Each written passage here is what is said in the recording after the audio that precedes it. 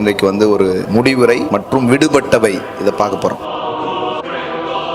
தேசமெங்கும் ஒரு ராணியை தேடும் ஒரு காரியம் நடக்குது. அந்த மாதிரி ஒரு இதுல தான் நம்ம ஹீரோயின் என்டர் ஆகுறாங்க.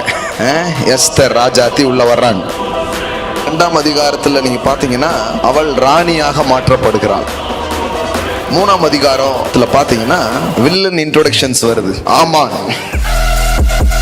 அவன் என்ன திட்டம் பாருங்க, உன்னை மட்டும் அழிக்கூடாது, உன்னை சார்ந்த இனம் குளம் எல்லாம் என்ன பண்ண போறேன், அழிக்க போறேன்னு ராஜா கிட்ட கொஞ்சம் பத்த வச்சிடறான். இந்த செய்தி கேட்ட உடனே இந்த மோர்தகாய் எஸ்தரை பாக்குறான். பார்த்துட்டு சொல்றான், இந்த காலத்துல உதவியா இருக்கிறதுக்கு தான் உனக்கு என்ன கிடைச்சிருக்கு, ராஜமேன்மை கிடைச்சிருக்கு. தேவன் தன்னுடைய ஜனத்தை எப்படி பாதுகாக்கிறாரு, அவருடைய மறைமுகமான திட்டங்களின் மூலமாக. அதுதான் இதுல இருக்கிற விஷயம். ஒரு நாள் அவங்களுக்கு நியமிக்கப்பட்டிருந்தது. அந்த நாள்ல தான் அந்த இனமே அழிக்கப்பட போகுது. ஆனா அதே நாளை வருஷந்தோறும் பண்டிகை கொண்டாடுற நாளா மாத்திட்டாரு. உங்க வாழ்க்கையில எது மோசமானத நாளாக பிசாசு திட்டமிட்டு தீர்மானிச்சு வச்சிருக்கிறானோ அதே நாளை உங்க வாழ்க்கையில பண்டிகையின் நாளாக, செலிப்ரேஷனுடைய நாளாக, கொண்டாட்டத்தின் நாளாக அவர் மாற்றுகிற தேவனாக அவர் இருக்கிறார். How God protect his people through his master plan அப்படிங்கறத இந்த புத்தகத்தின் செய்தி என்றால், தேவன் எவ்வாறு அதை செய்தார், எவ்வாறு செய்தார்னா ஒரு அனாதை பெண்ணை அரசியாக மாற்றினார். இந்த காலகட்டத்தில் நீங்க இருக்கிறீங்கன்னா இந்த காலகட்டத்துக்காகவே பிறந்தவர்கள் நீங்கள். You have a purpose, you have a destiny, you have a plan of God. ஒவ்வொரு நாள் மக்கள் என்ன பண்றாங்க, நல்ல ஜெபம், கர்த்தர் நம்மளை பாதுகாக்கும்படிக்காக ஜெபிங்க பிரதர் அப்படிங்கிறாங்க. நான் என்ன சொல்லிட்டு இருக்கிறேன்னா, நீங்க தான் பாதுகாப்பு. நாம எல்லாத்தையும் யாரோ நமக்கு தருவாங்கன்னு நினைக்கிறோம். ஆனா கடவுள் கூப்பிட்டு சொல்றாரு, நீ தான்ப்பா அம்புட்டையும் கொடுக்கணுங்கிறாரு. இந்த படத்துல எல்லாம் ஹீரோக்கள் பேசுவாங்க பாருங்க, அதெல்லாம் அதை விட நீங்க சூப்பரா பேசணும். நான் காக்க வந்திருக்கிறேன், நான் தான் இந்த ஊருக்கே பாதுகாப்பு, நான் இந்த ஊருக்கே உதவுறதுக்காக வந்திருக்கிறேன். எகிப்துக்கு யோசேப்பு போனதுனால யோசேப்பு பிழைச்சுக்கிட்டான் அப்படின்னு பைபிள்ல போடல. யோசேப்பு போனதுனால முதல்ல போத்திபாரின் குடும்பம் பிழைத்தது.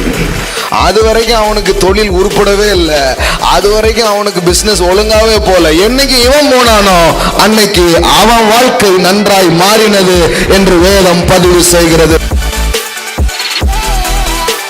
நீங்க வீட்டுக்கு மாத்திரமல்ல, நாட்டுக்கே நீங்க ஆசீர்வாதமா இருக்க போறீங்க. காணப்படுகிற இதல்ல, காணப்படுகிற இவைகளுக்குள் நடுவில் காணப்படாத ஒரு ராஜ்யம் ஒன்று இருக்கிறது. அதன் பிரதிநிதிகளாக நீங்கள் வைக்கப்பட்டிருக்கிறீர்கள். உங்க மூலமா அது இந்த உலகத்துக்குள்ள பாய்ந்து ஓட ஆரம்பிக்கும். உங்களுக்கு ராஜ்யத்துல 3 அடையாளம் இருக்குதுங்க. ஒன்று, நீங்க ராஜ்யத்தின் புத்திரர்கள், நீங்கள் ராஜ்யத்தின் citizen, you are the citizen. Number 3, நீங்க யாரா இருக்கிறீங்கன்னா பிரதிநிதியாகவும் இருக்கிறீங்க. you are the kingdom ambassador. கிறிஸ்தவ வாழ்க்கை என்றால் ராஜ்யத்தின் வாழ்க்கை. கிறிஸ்தவ வாழ்க்கை என்றால் காணப்படுகிற இந்த உலகத்தில் காணப்படாத அந்த ஆளுகையை சுமந்து அதை ரிலீஸ் பண்றதுக்காக கடவுள் உங்களை அழைத்திருக்கிறார்.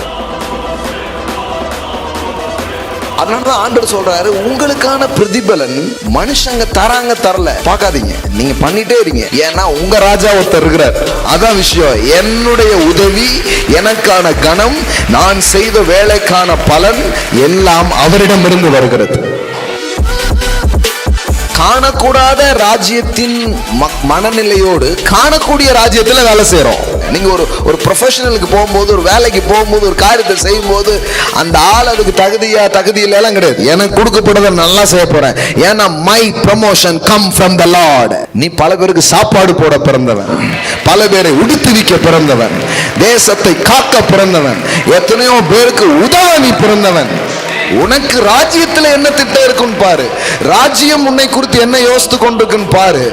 அதை பார்த்து அதுக்காக நீ வாழ ஆரம்பிச்சனா இதெல்லாம் ஒரு விஷயமே கிடையாது. இன்னைக்கு ஒரு புத்தகத்தை நம்ம தொடர்ந்து படிச்சுட்டு இருந்தோம். அது எஸ்தர் புத்தகம்.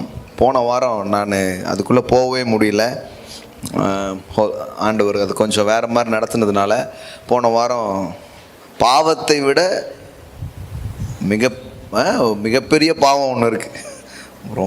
அது என்னன்னு பேசணும் போன வாரம். ஞாபகம் இருக்கா? அதுக்கு பேர் என்னது? சுயநீதி, செல்ஃப் ரைச்சஸ்னஸ். இது வந்து மதத்தில் வாழ்கிறவர்களால் எளிதாக கண்டுபிடிக்க முடியாத ஒரு பெரிய பாவம். அதை பற்றி தான் பேசணும். கேட்காதவங்க அது வீடியோவில் இருக்கும், கேளுங்க. அதை பற்றி நம்ம அப்புறமா இன்னும் விவரமாக பேசுவோம். இன்றைக்கி இந்த புத்தகத்தை நாம் என்ன பண்ணுவோம், முடிப்போம். இன்றைக்கு வந்து ஒரு முடிவுரை மற்றும் விடுபட்டவை இதை பார்க்க போகிறோம். எஸ்தர் புத்தகத்தை ஐ திங்க் ஒரு 8 வாரம் கிட்ட பேசிகிட்ருக்குறோம்.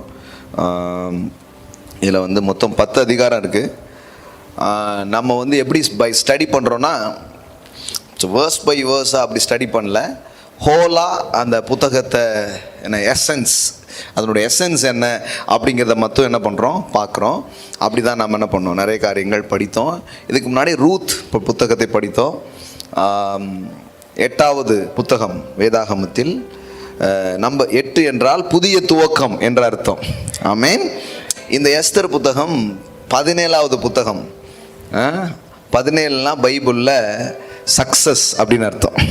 ஆமேன். 17 மீன்ஸ் சக்ஸஸ். ஒவ்வொரு நம்பருக்கும் ஒவ்வொரு மீனிங் இருக்குது. எப்ரே இதில் போய் பார்த்தீங்கன்னா மீனிங் மட்டும் இல்லை, ஒவ்வொரு எழுத்துக்கும் ஒரு இமேஜ் இருக்கும். அதன் அடிப்படையில் இது எழுதப்பட்டிருக்குது. நீங்கள் இந்த சங்கீதத்துலலாம் பார்த்தீங்கன்னா அந்த மேலே ஒவ்வொரு வேர்ட்ஸாக இருக்கும். ஆலெஃப், தவ் அப்படி நிறைய வார்த்தைகள் இருக்கும். அதிலெல்லாம் பொடிசாக இருக்கும். நீங்கள் பெருசாக அதை வச்சு பார்த்தீங்கன்னா தான் தெரியும். அதில் இமேஜஸ்லாம் இருக்கும். ஸோ அந்த மாதிரி விதத்தில் இது இருக்குது.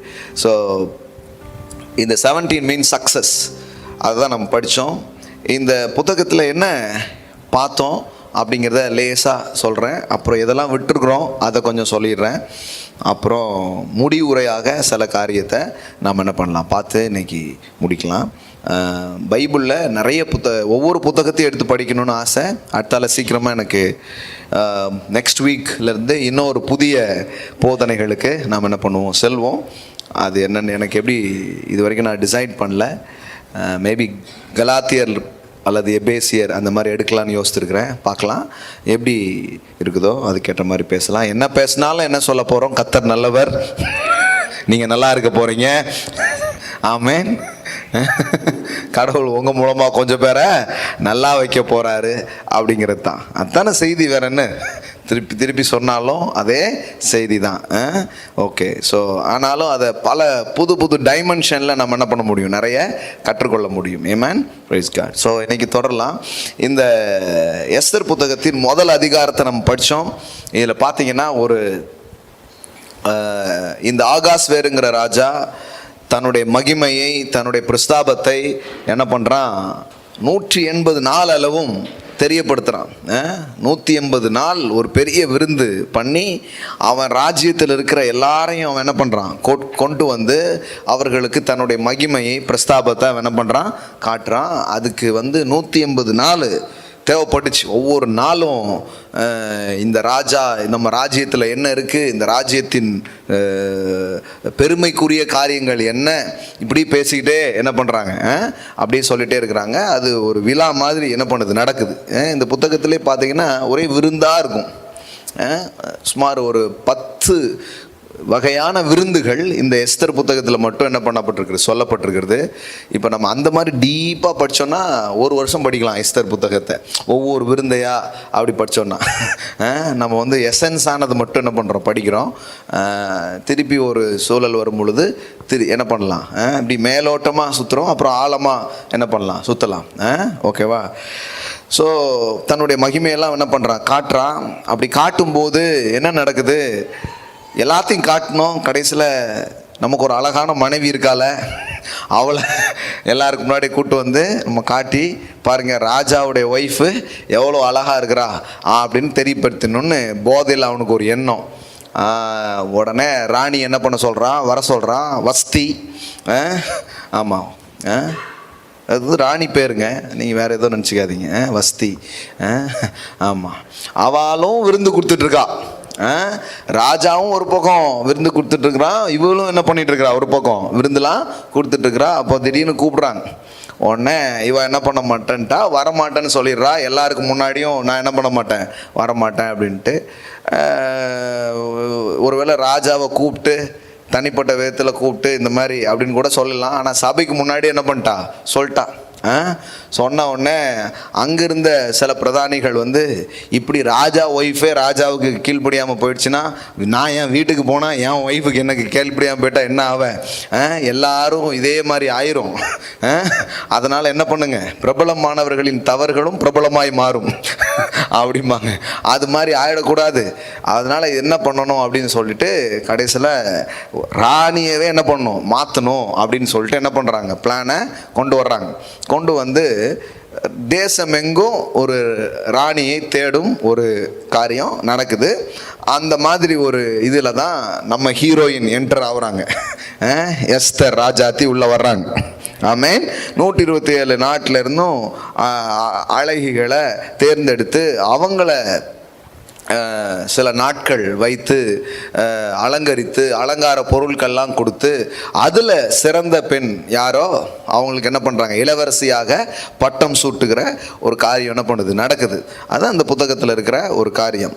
ஸோ இந்த மாதிரி நடந்துட்டு இருக்கும்போது அந்த ஊரில் அனாதையாக இருக்கிற ஒரு பெண் தான் யார், இந்த எஸ்தர். ஸோ அவளுக்கு அந்த வாய்ப்பு கொடுக்கப்படுகிறது.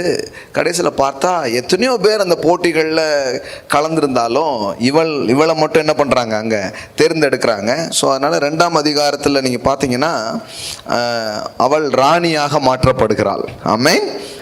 ராணியாக மாற்றப்படுகிறாள். வஸ்தி இருந்த இடத்துக்கு யார் வரா, எஸ்தர் வரா. எஸ்தர் வரா.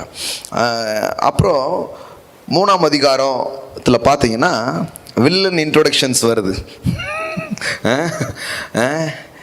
யார் வராங்க, ஆகானியனாகிய ஆமான் அவன் வர்றான்.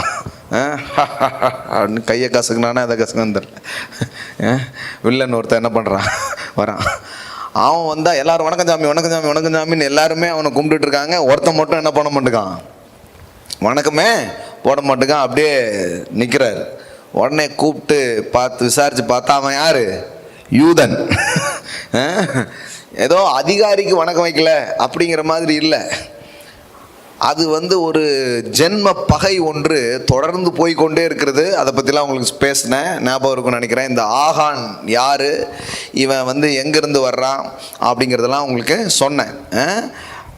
சவுல் ராஜா அழிக்காம விட்டான இந்த அமிலேக்கியர், அந்த வம்சத்தை சேர்ந்தவன் தான் யாரு, இந்த ஆமான். ஸோ அமிலேக்கியர் ஒருத்தர் கூட இந்த பூமியில் இராதபடிக்கு அவங்கள சங்கரிக்கணும்னு சொல்லி தேவன் வந்து சொல்லியிருந்தார். பட் இப்போ அதில் மிச்சம் வச்ச ஆள் தான் யாரு, இந்த ஆமான். இந்த மிச்சம் வச்சதெல்லாம் கொஞ்சம் அப்படியே எட்டி பார்த்து தான் இந்த பிரச்சனையை என்ன பண்ணுது, ஏற்படுத்துது. கர்த்தர் பார்த்தாரு, இந்த மிச்சத்தையும் மொத்தமாக முடிக்க போகிறேன். ஆமென். அந்த மாதிரி ஒரு இது நடக்குது. அதனால் இவனுக்கு தெரிஞ்சிடுச்சு இவன் யூதன். அதனால் இவனை வந்து அழிக்கணும்னு சொல்லிட்டு திட்டம் போடுறான். இந்த ஆகானியனாகிய இந்த ஆமான் அவன் வீட்டுக்கு பின்னாடியே ஒரு தூக்கு மரத்தெல்லாம் என்ன பண்ணுறான், செஞ்சு வைக்கிறான். அவன் பிளான் நீங்கள் பார்த்தீங்கன்னா 3ஆம் அதிகாரத்தில் நீங்கள் பார்த்தீங்கன்னா போட்டிருக்கோம் 6வது வசனத்தில், ஆனாலும் மோர்தெகாயின் மேல் மாத்திரம் கை போடுவது அவனுக்கு அற்ப காரியமாக கண்டது. அவனுக்கு பாருங்களேன், இவனை மட்டும் கை வச்சானா கரெக்டாக இருக்காது. சொல்கிறாங்க பாருங்க, வம்சத்தோட அவன் குலத்தோட அவன் எல்லாம் சார்ந்ததெல்லாம் என்ன பண்ண போகிறேன், அழிக்க போகிறேன் அப்படிங்கிற மாதிரி யோசிக்கிறான். நான் தான் அடிக்கடி யோசிப்பேன், கெட்ட மனிதர்கள்லாம் பெரிய திட்டம் போடுறாங்க, புரியுதுங்களா? நல்ல மனிதர்கள் ஒன்றும் பெருசாக திட்டம் போடுறதே கிடையாது. அவன் என்ன திட்டம் பாருங்க, உன்னை மட்டும் அழிக்கூடாதா, உன்னை சார்ந்தவன் இனம் குளம் எல்லாம் என்ன பண்ண போகிறேன், அழிக்க போகிறேன்னு திங்க் பிக், பிக் பிளான் அப்படின்னு என்ன பண்ணுறான், பெரிய திட்டத்தெல்லாம் அவன் போட்டு வச்சிருக்கான். ஆனாலும் திட்டம் போட்டு அவன் வந்து சில தந்திரமான காரியத்தை இந்த யூத குலத்துக்கு எதிராக அவன் செயல்படுத்த ஆரம்பிக்கிறான். 3ஆம் அதிகாரத்திலேயே ராஜா கிட்ட கொஞ்சம் பற்ற வச்சிடறான். 4ஆம் அதிகாரத்தில் நல்லா பற்றி என்ன பண்ண ஆரம்பிக்குது, எரியுது. இந்த செய்தி கேட்ட உடனே இந்த மோர்தெகாய் யாரை வந்து பார்க்குறான், எஸ்தரை வந்து பார்க்குறான். இது 4ஆம் அதிகாரத்தில் நம்ம பார்க்குறோம். பார்த்துட்டு சொல்கிறான், இந்த காலத்தில் உதவியாக இருக்கிறதுக்கு தான் உனக்கு என்ன கிடச்சிருக்கு, ராஜமேன்மை கிடைச்சிருக்கு. ஆமென். 4ஆம் அதிகாரம் 14வது வசனம். நீ இந்த காலத்திலே மௌனமாய் இருந்தால் யூதருக்கு சகாயமும் ரட்சிப்பும் வேறொரு இடத்திலிருந்து எழும்பும், அப்பொழுது நீயும் உன் தகப்பன் குடும்பத்தாரும் அழிவீர்கள். நீ இப்படிப்பட்ட காலத்துக்கு உதவியாய் இருக்கும்படிக்கு உனக்கு ராஜமேன்மை கிடைத்திருக்கலாமே, யாருக்கு தெரியும் என்று சொல்ல சொன்னான். அப்போ இவன் ராணி ஆயிட்டா. ராணி ஆனவுடனே நல்ல சூப்பரான வாழ்க்கை. ஆனால் பர்பஸ் என்ன, நோக்கம் என்னங்கிறது ஞாபகமே இல்லை. ஒரு பிரச்சனை நடந்துட்டு இருக்கு, அந்த பிரச்சனை பற்றி எந்த ரியாக்ஷனும் அவற்றிருந்து வரல. இப்போ மோர்தெகாய் போய் அதை ஞாபகப்படுத்துகிறான். என்ன ஞாபகப்படுத்துகிறான்னா, இந்த காலத்தில் உதவியாக இருக்கிறதுக்கு தான் உனக்கு என்ன கிடச்சிருக்கு, ராஜமேன்மை கிடைத்திருக்கு அப்படின்னு சொல்லி அவளுக்கு நினைப்பூட்டுறான். அப்புறம் தான் அவளுக்கு ஒரு விழிப்புணர்வு வருது, நாம் கண்டிப்பாக இதில் ஏதாவது ஒன்று செஞ்சாகணும்னு சொல்லிட்டு அவள் ஒரு டீமாக போய் அதுக்காக சில முயற்சிகளை அவள் எடுக்கிறா. இவனும் என்ன பண்ணுறான், சில காரியங்களை அவன் செய்கிறான். ஸோ அதில் அவளுக்கு ஒரு யோசனை கிடைக்குது. என்ன யோசனைனா, ராஜாவை போய் ராஜா அனுமதி இல்லாமல் சந்திக்கவே கூடாது. ஆனால் இவன் ரிஸ்க் எடுத்து போய் என்ன பண்ணுறான், சந்திக்கிறான். ஆமென். அங்கே போனால் என்ன நடக்குது, ஏதாவது ஒரு நடக்கக்கூடாத விபரீதமான ஒரு காரியம் நடந்துடும் அப்படிங்கிற பயமான சம்பவம் இவளுக்கு சாதகமாக மாறுது. ஆமென். ராஜா கூப்பிட்டு கேட்குறான், என்ன விஷயம் ராணி அப்படின்ட்டு. ஒன்றும் இல்லை, என் குலத்தை அழிக்க போகிறாங்க, இப்படி இப்படி நடக்க போகுது அப்படின்னு கதெல்லாம் சொல்ல பாருங்க. அவள் கரெக்டாக என்ன பண்ணுறா, ஒரு நாள் என்ன வரணும், விருந்துக்கு வரணும்னு என்ன பண்ணுறா, கூப்பிடுறா. அதே மாதிரி ராஜா என்ன பண்ணுறான், விருந்துக்கு வர்றான்.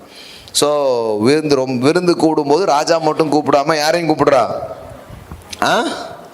ஆமானுக்கையும் கூப்பிடுறான். அவனுக்கு அது மருந்து, அது லேட்டாக தான் தெரியுது. கூப்பிட்டு சாப்பாடு கொடுக்குறான், நல்லா சாப்பிட்றான். என்ன வேணும் அப்படின்னு கேட்குறார் ராஜா. அது ராஜ்யத்தில் பாதியாக இருந்தாலும் என்ன பண்ணுறேன், தருவேன் அப்படிங்கிற மாதிரி பாருங்கள். விருந்து பெரிய வேலை நடக்குது.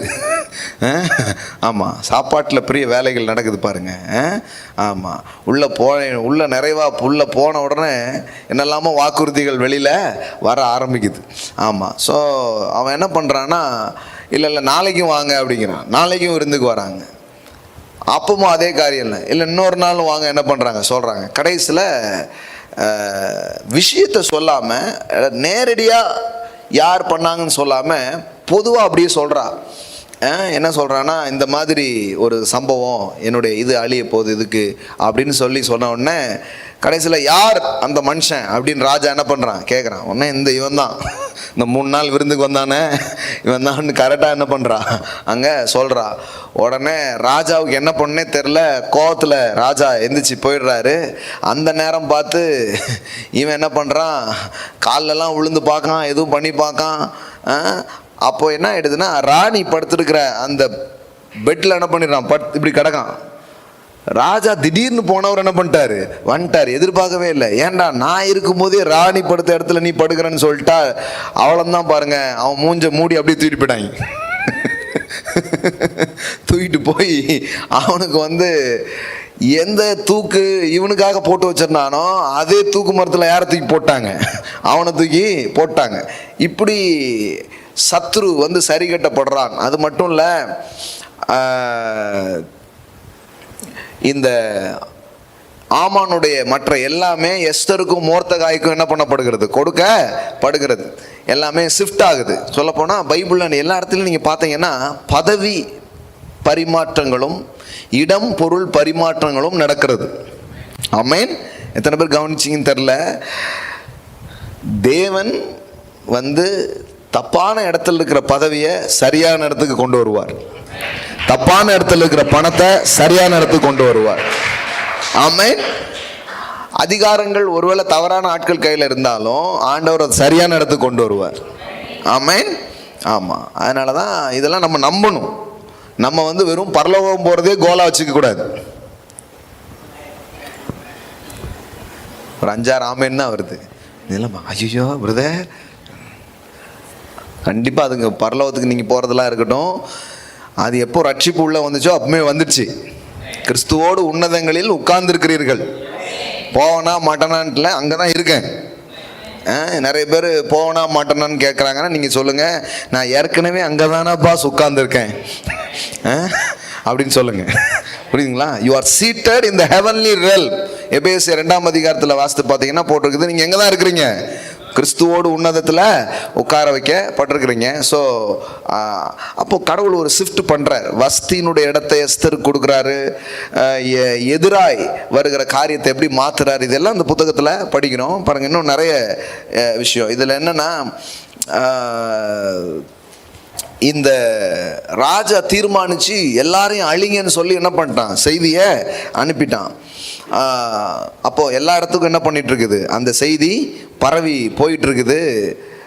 திடீர்னு எஸ்தர் மூலமாக அந்த தகவல் வந்தவுடனே அதை தடுத்து நிறுத்தப்படுகிறது. ஸோ இப்போ முதல்ல ஒரு செய்தியை கேட்டு எல்லாரும் துக்கமாக வருத்தமாக இருந்தாங்க. அதை தான் நீங்கள் என்ன பண்ணலாம், பார்க்கலாம். ஆனால் தேவன் அதை எப்படி மாற்றினார் அப்படிங்கிறது இருக்குது. 9ஆம் அதிகாரத்துக்கு வாங்க பார்க்கலாம். எஸ்தர் 2 வசனம் வாசிப்போம், 8 வாசிப்போம். 8வது அதிகாரம் 16வது வசனம் பாருங்க. இவ்விதமாய் யூதருக்கு வெளிச்சமும் மகிழ்ச்சியும் களிப்பும் கனமும் உண்டாயிற்று. எல்லாம் சொல்லுங்க, இவ்விதமாய் யூதருக்கு வெளிச்சமும் மகிழ்ச்சியும் களிப்பும் கனமும் உண்டாயிற்று. அதாவது தலை பெயருமோ எல்லாரும் சாகணுமோ அப்படிங்கிற மாதிரி தான் நியூஸ் இருந்தது கொஞ்ச நாளைக்கு முன்னாடி. அந்த மாதிரி ஒரு நியூஸை இப்போ எப்படி மாற்றிட்டாருன்னா, வெளிச்சமாக, மகிழ்ச்சியாக, களிப்பாக, கனமாக மாற்றிட்டார். ஆமென். இது இது இந்த இந்த இந்த இந்த புத்தகத்தில் இருக்கிற ஒரு விஷயம் என்னன்னா, தேவன் தன்னுடைய ஜனத்தை எப்படி பாதுகாக்கிறாரு, அவருடைய மறைமுகமான திட்டங்களின் மூலமாக. அதுதான் இதில் இருக்கிற விஷயம். How God protects his people through his master's plan. சொல்லப்போனால் இந்த புத்தகத்தில் கடவுள் பேரே கிடையாது. இந்த புத்தகத்தில் ஒரே ஒரு பேர் நிறைய முறை இருக்கும். என்ன பேர் தெரியுமா? ஆகாஸ்வேரு அப்படிங்கிற பேர். சீனில் தான் அவன் ராஜா. அவன் அதாவது வெளியில் பார்க்கறதுக்கு தான் அவன் ராஜா. நிஜமான ஒரு ராஜா தான் அங்கே வேலையை பண்ணிட்டு இருக்கிறாரு. ஆமென். என்னைக்குமே ஒரு ட்ரூத்தை நீங்கள் புரிஞ்சுக்கோங்க. Invisible realm rules visible realm. காணக்கூடாத தேவனுடைய ராஜ்யம் காணக்கூடிய இந்த ராஜ்யத்தின் மீது ஆளுகை செய்கிறது. ஆமென். எல்லாம் சொல்லுங்க, invisible kingdom rules visible kingdom. இன்னும் சொல்ல போனா, காணக்கூடாத அந்த உலகம், காணக்கூடாத அந்த ராஜா, காணக்கூடாத அந்த ராஜ்யம் தான் காணக்கூடிய இவைகளின் மீது செல்வாக்கு செலுத்துகிற வலிமை உள்ள ராஜ்யமாக அது இருக்கிறது. ஆமென். அதுதான் ரொம்ப முக்கியம் பாருங்க. அதனாலதான் ஹிட்டன் தேவனுடைய ராஜ்யம் கொஞ்சம் மறைவா இருக்கு, கொஞ்சம் புளித்தமா. ஒரு ஸ்திரீ அவளுடைய அந்த அந்த மரக்காலில அவன் என்ன பண்றா, உள்ள வச்சிருக்கிறா. அந்த கொஞ்சம் புளித்தமா எல்லாத்தையும் என்ன பண்ணுது, புளிக்க வைக்குது. ஒன்றும் பெருசா தெரிய மாட்டுக்கு, அளவுல சின்னதா இருக்குது, ஆனா எஃபெக்ட்ல பெருசா இருக்குது. திடீர்னு பார்த்தா போட்ட கொஞ்சோல இது எல்லாத்தையும் தயிரா என்ன பண்ணிடுச்சு, மாத்திருதுங்கிற மாதிரி சாதாரணமா இருக்குது, ஆனா பலமான காரியங்களை செய்கிறது. ஆமென். இந்த இந்த இந்த யூத கூட்டம்ங்கிறது பெரிய ஒரு மக்கள் தொகை கொண்ட ஒரு கூட்டம் அல்ல, ரொம்ப சுமாரான ஒரு சாதாரணமான ஒரு கூட்டம் தான். ஆனா கடவுளுடைய தேர்ந்தெடுப்பும் கடவுளுடைய வாக்குத்தத்தமும் கடவுளுடைய உடன்படிக்கையும் அவர்களோடு இருந்ததுனால அவர்கள் பெரிய காரியங்களை செய்தார்கள். ஆமென். இந்த ரகசியத்தை தான் மோர்தெகாய் ஆமானின் மனைவி கூட என்ன பண்ணி வச்சிருந்தா, அறிந்து வச்சிருந்தா. பாருங்க, 6ஆம் அதிகாரம் 13வது வசனம் பாருங்க. ஆமான் தனக்கு நேரிட்ட எல்லாவற்றையும் தன் மனைவியாகிய சிரேசாக்கும் தன் சிநேகிதர் எல்லாருக்கும் அறிவித்த போது அவனுடைய ஆலோசனைக்காரரும் அவன் மனைவியாகிய சிரேசும் அவனை பார்த்து, மோர்தெகாய்க்கு முன்பாக நீர் தாழ்ந்து போக தொடங்கினீர். அவன் யூத குணமானால் நீர் அவனை மேற்கொள்ளாமல் அவனுக்கு முன்பாக தாழ்ந்து போவது நிச்சயம். ஆமென். அவன் சீடு உனக்கு தெரியல, அவன் யாரு, ஜூ. அவனுக்கு முன்னாடி நீ என்னதான் போகணும், தாழ்ந்துதான் போகணும். இது உனக்கு தெரியலை அப்படிங்கிற. அப்போ ஒரு காரியம் இருக்கிறது, அது என்னன்னா, அதை தான் நான் உங்களுக்கு சொல்றேன். பவுல் இதை தான் நியூ டெஸ்டமெண்ட்ல கொண்டு வந்து நமக்கு சொல்றாரு, நீங்க தான் இன்னைக்கு நிஜமான ஜூ அப்படிங்கிறார். ஆமென். மாம்சத்தின்படி யூதனானவன் யூதன் அல்லன்ட்டார், கேன்சல் பண்ணி விட்டார் அப்படி வரையும். அதனாலதான் அவன் டென்ஷன் ஆயிட்டான்ல. என்னடா நாங்க கிடையாதா, நாங்கள் எங்கள் தாத்தா ஆபிரகாம் அவர் இவருங்க, அதெல்லாம் தாத்தா கிடையாது, ஒன்றும் கிடையாது, எல்லாம் கேன்சல். இப்ப இயேசு கிறிஸ்துவின் மூலமாக அவரை விசுவாசிக்கிற சந்ததி தான் ரியல் ஜூவா இருக்குது, உண்மையான அந்த யூத காரியம் அப்படின்னு சொல்றாரு. ஆமென். ஆமா, அவங்களுக்கு ஒரு பிசிக்கல் லெவல்ல சில காரியம் இருக்குதுதான், ஆனா அதெல்லாம் பெரிய மேட்டரே கிடையாதுங்கிறாரு. இதை பெருசா பேசுறாரு. ஆனா இது இன்னும் சபைக்கே இந்த வெளிப்பாடு வரல. சபை என்ன நினைக்குதுன்னா, இன்னைக்கும் யூதர்கள் தான் பெரியவர்கள், யூதர்கள் தான் ரொம்ப உயர்ந்தவங்கன்னு இன்னும் யூதர்களை இன்னும் பெருசாக என்ன பண்றாங்க, நினைக்கிறாங்க. கிடையவே கிடையாது. நீங்க இன்னைக்கு வேற மாதிரி இருக்கிறீங்க. தேவனால் பிறப்பதுன்னு ஒரு புதிய இனம் உருவாகி இருக்கிறது. அந்த இனத்தை குறித்து ஒரு வார்த்தை சொல்லப்பட்டிருக்கிறது. அது என்ன? இயேசு கிறிஸ்துவை தேவனுடைய குமாரன் என்று விசுவாசிக்கிறவனை அன்று இந்த உலகத்தை ஜெயிப்பவன் யார்? ஆமென். அப்ப நீங்க தான் ஜெயிப்பவர்கள். ஆமென். அப்ப நீங்கள் யூதனா இருக்க அப்படின்னா என்ன? நீங்கள் இன்றைக்கு கிறிஸ்து இயேசுவை பின்பற்றுகிற ஆவிக்குரிய யூதனா இருக்க உங்களுக்கு முன்பாக எல்லாம் தாழ்ந்துதான் போக வேண்டும். ஆமென். இன்னைக்கு உங்களை குறித்த அடையாளம் அதுதான். உங்களுடைய ரியல் ஐடென்டிட்டி என்ன தெரியுமா?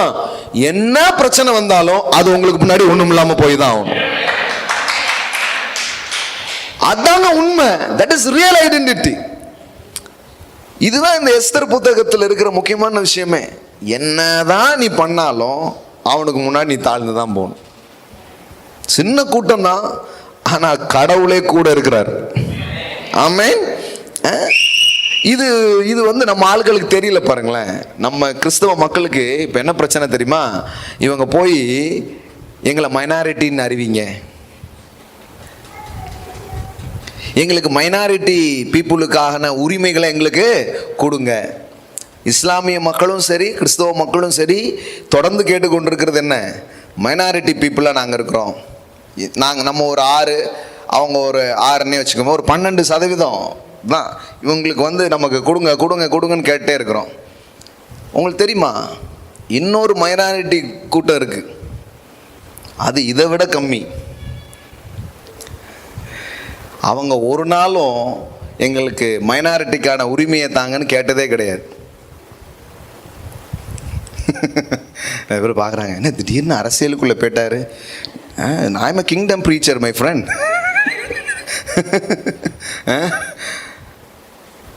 பிராமணர்கள் எப்பவுமே இடஒதுக்கி கேட்டு எங்கேயாவது போராடி நீங்கள் பார்த்துருக்கீங்களா? அவங்க எல்லாரை விட ரொம்ப சின்ன எண்ணிக்கை. அவங்களுக்கு என்னென்னா, நம்ம எண்ணிக்கையில் சின்னதாக இருந்தாலும் எங்கெங்க எல்லாத்துலேயும் மேலே போய் உட்காந்துருவாங்க. ஏன்னா அந்த சீடு உள்ள அவங்க அப்படி பிலீவ் பண்ணுறாங்க அவங்கள. ஆனால் இந்த வெளிப்பாடு யாருக்கே வரல, சபைக்கும் வரல, கிறிஸ்தவங்களுக்கும் வரல, யாரும் வரல. நம்மளும் போய் நின்றுக்கிட்டு எங்களுக்கு ஏதாச்சும் கொடுக்க மாட்டியா அப்படின்ட்டு. அப்படி கிடையாது. இப்போ சில வித்துக்கள்லாம் இப்போ போடப்பட்டுக்கிட்டு இருக்குது. சில விதைகள்லாம் இப்போ மறுபடியும் என்ன பண்ணிட்டு இருக்கிறோம், போட்டுக்கிட்டு இருக்கிறோம். வேற ஒன்றுமே கிடையாது. தேவன் யார் பட்சம் இருக்கிறாங்களோ அவங்க தான் majority. They are not minority, they are majority. ஆமென். நான் சொல்ல, you are not minority, you are majority. நீங்க அப்படி நினைங்க. உங்களையே நீங்களே ஒதுக்கி தள்ளிடாதீங்க. ஊர் ஒதுக்கி தள்ளுறது, மற்றவங்க ஒதுக்கி தள்ளுறதுலாம் இருக்கட்டும். நிறைய பேர் அவங்கள ஒதுக்கி தள்ளிடுறாங்க. அதான் பிரச்சனை. நான் சொல்றேன், நீங்கள் உங்களை ஒதுக்கி தள்ளாதவரை உங்களை யாராலையும் ஒதுக்கி தள்ள முடியாது. ஆமென். நீங்களே உங்களை தள்ளப்பட்ட கல் மாதிரி நீங்க தூக்கி வச்சிடாதீங்க. நீங்க நில்லுங்க. கடவுள் யாம் பட்சமாக இருக்கிறார். ஆமென். தேவன் என்னுடைய சைடில் அவர் இருக்கிறார். அப்போ இந்த முழு புத்தகத்தை நீங்கள் பார்த்தீங்கன்னா ஆகாஷ் வேறுங்கிற ராஜா பேர் திருப்பி திருப்பி வருது. ஆனால் அதை 127 நாட்டுக்கு அவன் கிங்காக இருக்கிறான். ஆனால் அதற்கு ஊடே எல்லா காட்சிகளுக்கு நடுவில் தேவனுடைய கரம் அங்கே என்ன பண்ண ஆரம்பிக்குது, செயல்பட ஆரம்பிக்கிறது. ஆமென். அப்போ நான் சொல்கிறேன், காணப்படுகிற இதையே பார்த்துட்டு உட்கார்ந்துட்டு இருக்காதீங்க. காணப்படுகிற இது அல்ல, காணப்படுகிற இவைகளுக்குள் நடுவில் காணப்படாத ஒரு ராஜ்யம் ஒன்று இருக்கிறது. அதன் பிரதிநிதிகளாக நீங்கள் வைக்கப்பட்டிருக்கிறீர்கள்.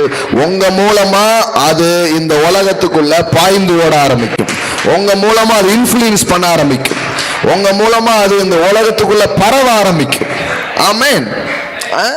அப்போ you are the kingdom ambassador. பக்கத்துல போய் சொல்லுங்க, நீங்க தான் ambassador. You are the kingdom ambassador. நீங்கள் ராஜ்யத்தின் பிரதிநிதிகளாக இருக்கிறீர்கள். ஆமென். உங்களுக்கு ராஜ்யத்தில் 3 அடையாளம் இருக்குதுங்க. 3 identity in the kingdom of God. ஒன்று, you are the kids of the kingdom. ஆமென். நீங்க ராஜ்யத்தின் புத்திரர்கள். ஆமென். அது மட்டும் இல்ல, நீங்கள் ராஜ்யத்தின் citizen. you are the citizen, you are the kingdom citizen. நீங்கள் தான் பிரஜை. நம்பர் 3, நீங்க யாரா இருக்கிறீங்கன்னா பிரதிநிதியாகவும் இருக்கிறீங்க. you are the kingdom ambassador. நீங்க தான் அந்த ராஜ்யத்தின் பிரதிநிதிகளாக இந்த பூமியில வைக்கப்பட்டிருக்கிறீங்க. அப்படிதான் பார்க்கறதுக்கு யாரெல்லாமோ ராஜாவா இருப்பாங்க. தானியேலும் அவனுடைய நண்பர்கள் நின்று தான் அங்க இன்ஃப்ளூயன்ஸ் பண்ணிட்டு இருப்பாங்க. 4 பேர் நாட்டின் தலைவிதியை தீர்மானிக்கிறாங்க. ஆமென். ராஜாலாம் பெரிய ஆள் இருப்பாங்க. யோசேப்புன்னு ஒரே ஒரு ஆள் போவார், ஜோசப். அந்த ஒரு ஜோசப் போய் தேசத்துல என்ன நடக்கணுங்கிறத தீர்மானிக்கிறார். அவர் சொல்றாரு, பதவியில சேர்ல மட்டும் கொஞ்சம் வசந்தமான இடத்துல உட்காந்துடுறேன், மற்றபடி எல்லாத்தையும் நீ பார்த்துக்கோ, மத்தியானம் சாப்பாடு மட்டும் வீட்டுக்கு அனுப்பிச்சு விட்டுரு அப்படின்னு போயிட்டான். பேருக்கு தான் நான் யாரு, ராஜா. ஆனா மற்றபடி யோசேப்பு என்ன சொல்றானோ அதுதான் தேசத்தின் சட்டமாகவே மாற்றப்படுகிறது. ஆமென். இந்த நினைவுகளும் இந்த விதைகளும் நமக்குள்ள வரவே இல்லை. நம்ம என்ன நினைக்கிறோம், வேற என்னமோ நினைச்சிட்டு இருக்கிறோம் கிறிஸ்தவ வாழ்க்கைனா. நான் சொல்றேன், கிறிஸ்தவ வாழ்க்கை என்றால் ராஜ்யத்தின் வாழ்க்கை. கிறிஸ்தவ வாழ்க்கை என்றால் காணப்படுகிற இந்த உலகத்தில் காணப்படாத அந்த ஆளுகையை சுமந்து அதை ரிலீஸ் பண்றதுக்காக கடவுள் உங்களை அழைத்திருக்கிறார். ஆமென். You are the kingdom ambassador. அப்போ அப்படி ஒரு கூட்டம் இருந்தது, அப்படி ஒரு வித்து இருந்தது. அவங்க தான் யூதர்கள். இன்னைக்கு கிறிஸ்து இயேசுக்கு அப்புறம் இன்னைக்கு புறஜாதியா இருக்கிற ஒவ்வொருவரும் அதனுடைய வித்துக்களாக என்ன பண்ணப்பட்டிருக்கிறாங்க, மாற்றப்பட்டிருக்கிறார்கள். ஆமென்.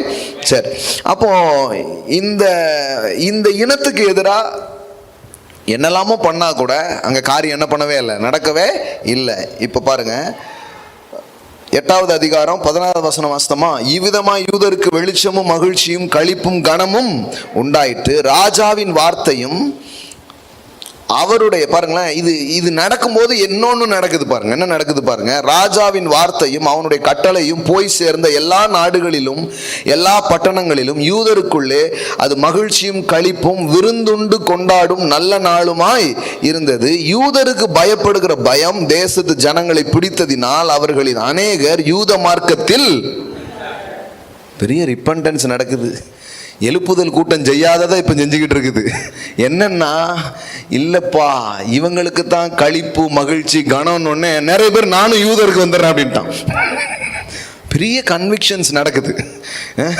மிகப்பெரிய ஒரு திருப்பம் அங்க என்ன பண்ண ஆரம்பிக்குது, உண்டாக ஆரம்பிக்குது. நிறைய பேர் எதுல சேர்றாங்க, யூத மார்க்கத்துல தங்களை என்ன பண்றாங்க, சேர்த்து கொள்றாங்க.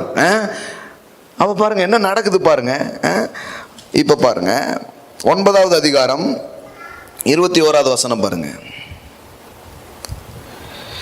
வருஷந்தோறும் ஆதார் மாதத்தின் 14ஆம் 15ஆம் தேதிகளை யூதர்கள் பகைஞருக்கு நீங்களாக்கி இளைப்பாறுதல் அடைந்த நாட்களாகவும் அவர்கள் சஞ்சலம் சந்தோஷமாகவும் அவர்கள் துக்கம் மகிழ்ச்சியாகவும் மாறின மாதமாக ஆசரித்து அப்படின்னு இருக்குது. சொல்லப்போனா ஒரு நாள் அவங்களுக்கு நியமிக்கப்பட்டிருந்தது. அந்த நாளில் தான் அந்த இனமே அழிக்கப்பட போகுது. ஆனா அதே நாளை வருஷந்தோறும் பண்டிகை கொண்டாடுற நாளா மாத்திட்டார். ஆமென். நான் சொல்லட்டுமா, இன்னைக்கு உங்க வாழ்க்கையில எது மோசமான நாளாக பிசாசு திட்டமிட்டு தீர்மானிச்சு வச்சிருக்கிறானோ அதே நாளை உங்க வாழ்க்கையில பண்டிகையின் நாளாக, செலிப்ரேஷனுடைய நாளாக, கொண்டாட்டத்தின் நாளாக அவர் மாற்றுகிற தேவனாக அவர் இருக்கிறார். ஆமென். அந்த நாளை அவர் வேற மாதிரி மாத்திடுவார். ஆமென். அதுதான் விஷயம் பாருங்க. அப்படிதான் நடந்தது.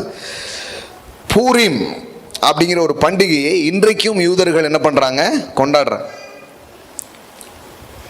இந்த பூர் அப்படிங்கிற ஒரு வார்த்தை அங்க யூஸ் பண்ணப்பட்டு பாருங்க, அதுல இருக்கு பாருங்க, 24வது வசனம் பாருங்க, 9:24.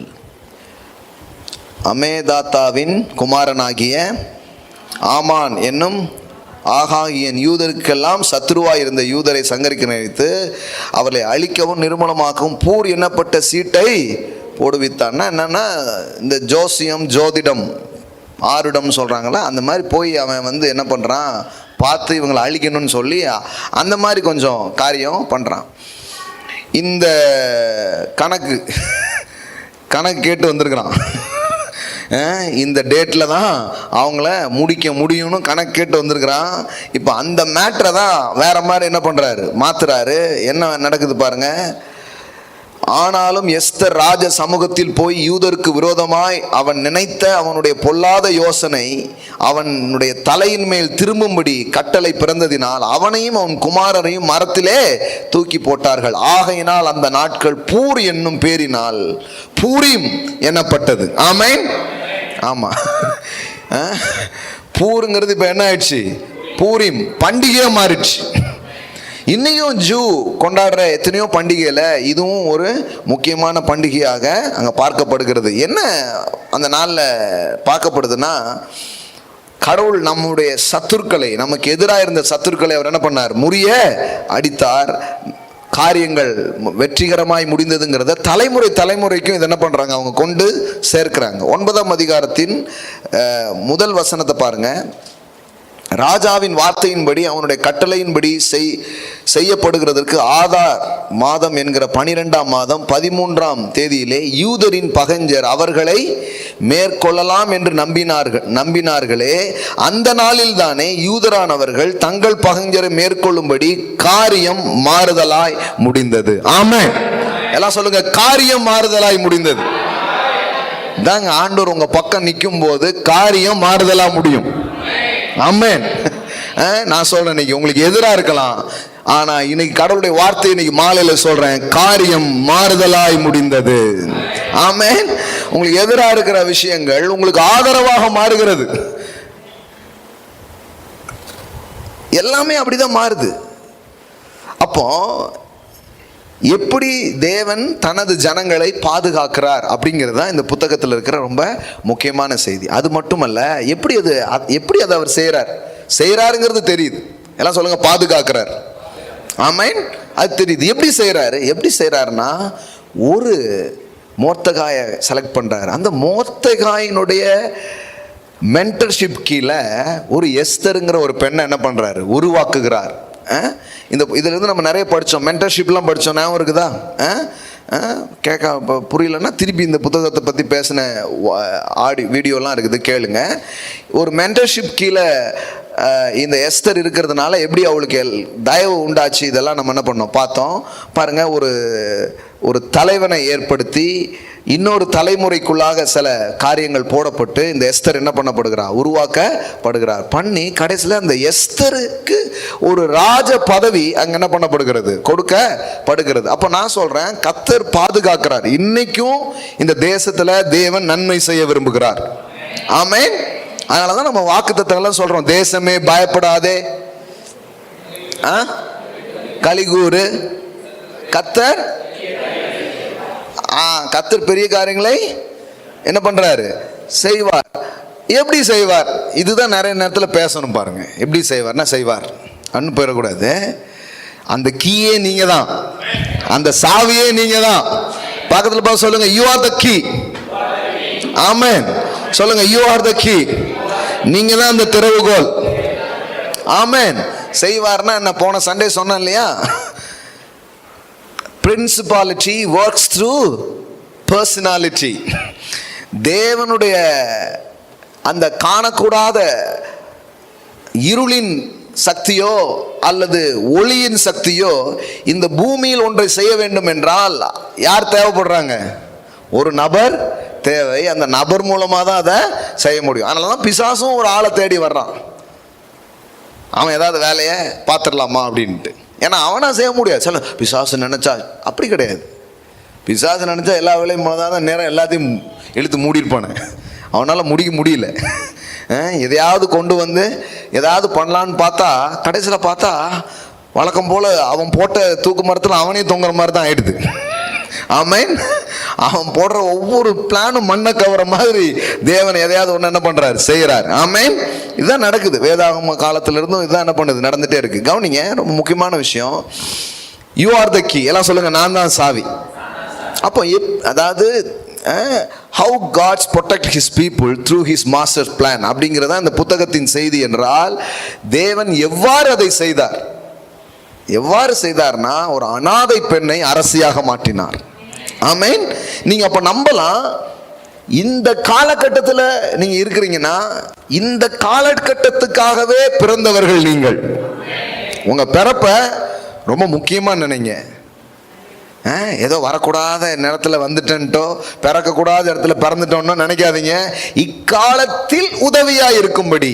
எல்லாம் சொல்லுங்க, இக்காலத்தில் உதவியா இருக்கும்படி. ஆமென். இந்த காலத்துக்கு தான் நீங்க தேவைங்க. அதனாலதான் இந்த காலத்துல நீங்க பிறந்திருக்கீங்க. ஆமென். இது வந்து இயல்பாக பார்க்குற ஆட்கள் அதெல்லாம் யோசிக்கிறதே கிடையாது. அவனுக்கு ஒரு வேலை கிடைக்குமா, பொண்ணு கிடைக்குமா, கல்யாணம் கிடைக்குமா, இப்படியே யோசிச்சுட்டே வாழ்க்கையை போயிடுறது. அப்படி யோசிக்கூட கடவுள் என்ன ஒரு நோக்கத்தோடு அனுப்பியிருக்கிறார். ஆமென். I am born with a mission. I am born with a certain purpose. நான் சும்மா பிறக்கல, நான் ஒரு நோக்கத்தோடு பிறந்திருக்கிறேன். கடவுள் எனக்காக ஒரு நோக்கத்தை வச்சிருக்கிறார். தேவன் எனக்காக ஒரு திட்டத்தை வச்சிருக்கிறார். அதை என்னை கொண்டு செய்வார், உங்களை கொண்டு செய்வார். ஆமென். இது நம்புங்க. நீங்க எப்பவுமே ஒரு பிளான் ஆஃப் காட், கடவுளுடைய திட்டத்தோடு தான் நான் வந்திருக்கிறேன்னு நீங்க யோசித்து பார்த்தாலே உங்க வாழ்க்கையை குறித்த ஒரு தரிசனமும் உங்க வாழ்க்கையை குறித்த ஒரு மதிப்புணர்வும் உங்களுக்கு எப்பவுமே இருக்கும். பாருங்க, என்னத்தையோ பிறந்தேன், வெந்ததை சாப்பிடுவோம், விதி வந்தா போவோம், அப்படி இல்லை. நிறைய பேர் அப்படி தான் போயிட்டு இருக்கு. என்னத்தையோ போவோங்க, ஏதோ போவோம், அவ்வளோதான். வீடு போங்குது, காடு வாங்குது, அப்படியே வாழ்றாங்க. அப்படி கிடையாது. You have a purpose. You have a destiny. You have a plan of God. சும்மா கிடையாது. பாருங்க, இக்காலத்தில் உதவியா இருக்கும்படி. எல்லாம் சொல்லுங்க, இக்காலத்தில் உதவியா இருக்கும்படி. ஆமென். அப்போ நீங்க ஒரு சரியான காலகட்டத்தில் பிறந்திருக்கீங்க, ஒரு நோக்கத்துக்காக பிறந்திருக்கீங்க. இதெல்லாம் சொல்லியே கொடுக்கல யாருக்குமே. அதனாலதான் பிழைப்பை தேடி ஒரு வாழ்க்கை பயணத்தை மக்கள் துவக்கிட்டாங்க. நான் சொல்றேன், பிழைப்பை தேடி அல்ல, அழைப்பை தேடி. ஆமென். சோ அப்ப பிழைப்பு, உன் அழைப்புக்குள்ளேயே பிழைப்பு இருக்கு. நிறைய பேர் கேட்கறாங்க, நிறைய பேர் ரெண்டையும் பிரிச்சுட்டாங்க. பிழப்ப பாப்போம் பிரதர், பிழப்ப பாப்போம் பிரதர்ன்னு போயிட்டாங்க. இல்ல, வாட் இஸ் யுவர் காலிங்? ஆண்டவர் ஏன் உங்களை பிறக்க வச்சிருக்கிறார்? தேவன் ஏன் உங்களை தெரிந்து கொண்டிருக்கிறார்? இப்போ ஐயோ சின்ன வயசுலயே தாய் தப்பனை இழந்துட்டேனே, என் வாழ்க்கை அவ்வளவுதான், அப்படி யோசிச்சுட்டு உட்கார்ந்துருந்தா அங்கேயே உட்கார்ந்துருக்க வேண்டியதான். ஆனா ஒரு நல்ல மென்டர்ஸ் இருந்தாரு, மோர்தகாய். அவர் இந்த மாதிரி செவ்வாய்க்கிழமை தோறும் சொன்னாரான்னு எனக்கு தெரியல. ஆனா ஒவ்வொரு நாளும் சொல்லியிருக்கிறா, எம்மா கடவுள் ஏதோ உன்னை கொண்டு பெருசா செய்ய போறாரு, கடவுள் ஒரு நோக்கத்தோட உன்னை வச்சிருக்கிறாரு. இப்படி சொல்லி சொல்லியே கடைசியில் பாருங்க, யாருக்கும் கிடைக்காத ஒரு வாய்ப்பு இந்த எஸ்தருக்கு கிடைக்குது. ஆமென். ஆமா, ராஜா கண்ணில் அவளுக்கு ஃபேவர் வருது. நான் எப்பவுமே உங்களுக்கு சொன்னேன்ல, உங்களுக்கு ஃபேவர் வந்து எப்படி வருது? where there is submission there is favor. எல்லாம் சொல்லுங்க, where there is submission there is favor begins. Amen. இயேசுவானவர் மரியாளுக்கு போய் கீழ்ப்படிந்திருந்தார். அவர் ஞானத்தில், மனித தயவில், தேவ கிருபையில், சரீரத்தில் நாளுக்கு நாள் விருத்தி அடைந்தார் என்று எழுதப்பட்டிருக்கிறது. ஆமென். சோ சப்மிஷன் வரும் பொழுது அந்த இடத்துல ஃபேவர் கிரியேட் ஆக ஆரம்பிக்குது, அந்த இடத்துல தயவு உண்டாக ஆரம்பிக்கிறது. பாருங்க, அதுதான் ரொம்ப முக்கியம். ஏன்னா இது கடவுள் ஏற்படுத்தி இருக்கிற டிவைன் ஆர்டர்ஸ். எல்லாம் சொல்லுங்க, டிவைன் ஆர்டர்ஸ். இது வந்து கட்டி போடும் சட்ட திட்டங்கள் அல்ல. இது உங்களை உயர பறக்கும் நூலை போல, ஒரு பட்டத்தை உயர பறப்பதற்கு ஒரு நூல் அங்க இருக்குத, அந்த நூல் வந்து அந்த பட்டத்தை கட்டுகிற ஒரு விஷயம் அல்ல, அந்த பட்டத்தை பறக்க வைக்கிறதுக்கு அந்த நூல் பயன்படுத்துகிறது. ஆமென். அந்த மாதிரி ஒரு குட் சப்மிஷன் வந்து நமக்கு தேவைப்படுது, ஒரு மென்டார்ஷிப் நமக்கு தேவைப்படுது. அதெல்லாம் ரொம்ப அவசியம். அதை இந்த எஸ்தருடைய வாழ்க்கையில் நம்ம பார்த்தோம். அது வந்து ஒரு விஷயத்தை என்ன பண்ண ஆரம்பிக்குது, திறந்து விட ஆரம்பிக்குது. நல்ல தலைவர்கள் தேவை. இன்னும் உங்களுக்கு இன்னும் சொல்லணும்னா நல்ல சபை தேவை. நல்ல ஒரு லீடர்ஷிப் கீழே இருக்கிறது அவசியம். ஏன்னா அது உங்களுக்குள்ள இருக்கிற பொட்டென்ஷியலை அன்லாக் பண்ணிவிடும். ஆமென். உங்களுக்காக தேவன் வைத்திருக்கிற நோக்கத்தை அவர்கள் உங்களுக்கு அறிவிப்பார்கள். அது உங்க வாழ்க்கையை மாத்துறது மட்டும் இல்ல, தேவ நோக்கத்தையும் நிறைவேற்றும், தேசத்திலே சில காரியத்தை செய்யக்கூடியவர்களாக அது உங்களை வைக்கும். ஆமென். அப்படிதான் நடக்குது பாருங்க இந்த எஸ்தருடைய வாழ்க்கையில. அனாதையா பிறந்தா கூட அரசியா மாறுறா. அப்புறம் கடைசியில் பாருங்க, கடவுள் அவளை கொண்டு ஒரு இனத்தை, ஒரு குலத்தை காப்பாற்றுகிறார். ஆமென். நான் சொல்றேன், நீங்களும் சிலதை காக்க பிறந்திருக்கிறீர்கள். ஆமென். நீங்க என்ன நினைக்கிறீங்கன்னா, நான் வீடு போய் நல்லபடியா சேர்ந்தா கோடி ஸ்தோத்திரம். ஒவ்வொரு நாளும் மக்கள் என்ன பண்றாங்க, நல்லா ஜெபம் பண்ணுங்க, கர்த்தர் நம்மளை பாதுகாக்கும்படிக்காக ஜெபிங்க பிரதர் அப்படிங்கிறாங்க. நான் என்ன சொல்லிட்டு இருக்கிறேன்னா, நீங்க தான் பாதுகாப்பு. இயேசு சொன்னதான் நான் உங்களுக்கு சொல்லிட்டு இருக்கிறேன். You are the salt of the earth. சால்ட்டுடைய வேலை என்ன? அது எங்கெல்லாம் இருக்கோ அங்கெல்லாம் அழிவு ஏற்படாமல், கெட்டு போகாமல் அது ப்ரொடெக்ட் பண்ணுது. அப்போ கடவுளுடைய வார்த்தை சொல்லுது, you are the salt of the earth. அப்படின்னா என்ன அர்த்தம்? நீ தான் இந்த பூமிக்கே பாதுகாப்பு. ஆமென். எல்லாம் சொல்லுங்க, நான் காக்க பிறந்திருக்கிறேன். ஆமென். என்னங்க பெரிய பெரிய வார்த்தைலாம் சொல்றீங்க? நாம நல்லபடியா வீட்டுக்கு போயிட்டு தரணும், ஜோம் பண்ணி அனுப்புங்க அப்படின்றது. இதுலயே ரொம்ப நாள் வாழ்ந்துட்டோம் பாருங்க. கவலைப்படாதீங்க, கர்த்தர் இது முதற்கொண்டு உங்கள் போக்கையும் வரத்தையும் காப்பார். அது இருக்குது. ஆனா புதிய ஒரு ஏற்பாட்டில் நீங்க வந்தீங்கன்னா அப்படிலாம் இருக்காது. நீ எங்கெல்லாம் இருக்கியோ அங்கெல்லாம் பாதுகாப்பு. அந்த மாதிரி வார்த்தைலாம் இங்க இல்ல பாருங்க. ஏன் தெரியுமா? இப்ப உங்களையே பாதுகாப்பா வைக்கிறார். பால், நீ போறியா? ஆமா. அப்போ ஒன்னு நிமித்தம் அந்த போட்டுக்கே பாதுகாப்பு அப்படின்ட்டு. ஆமென். நீங்க போற ஃபிளைட் உங்கள் நிமித்தம் பாதுகாக்கப்படும். ஆமென். நீங்க இருக்கிற ஊரு உங்கள் நிமித்தம் ஆசீர்வதிக்கப்படும். ஆமென். ஆமென். You are the channel, you are the key. நினைங்க, அப்படி நினைங்க. உங்க குடும்பத்தையே கடவுள் உங்க மூலமா மாத்தி அமைப்பார். அதனால சொல்றது, நீ கர்த்தராக இயேசுவை விசுவாசி, அப்பொழுது நீயும் உன் வீட்டாரும் ரட்சிக்கப்படுவீர்கள். அப்போ உன் வீட்டுக்கே கீ யாரு? நீங்க தான் சொல்றார். நீங்க அங்க போய் உபதேசம் எல்லாம் பண்ண வேண்டியது இல்லை. நீங்க இருக்கும் போதே சம்திங் ஹேப்பன். ஆமென். என்னமோ தெரியல, இவ வந்தா அல்லது இவன் வந்தா ஏதோ ஒண்ணு நடக்குது. You are the key person உங்க ஃபேமிலிக்கு. சில பேர் என்னெல்லாமோ சொல்லி யாரெல்லாமோ மாத்திடலாமா நினைக்கிறாங்க. சொல்லிலாம் மாற்ற முடியாது. நீங்க இருக்கும்போது என்ன நடக்குதுன்னு அவங்க பார்ப்பாங்க, அதுதான் அவங்கள மாற்றும்.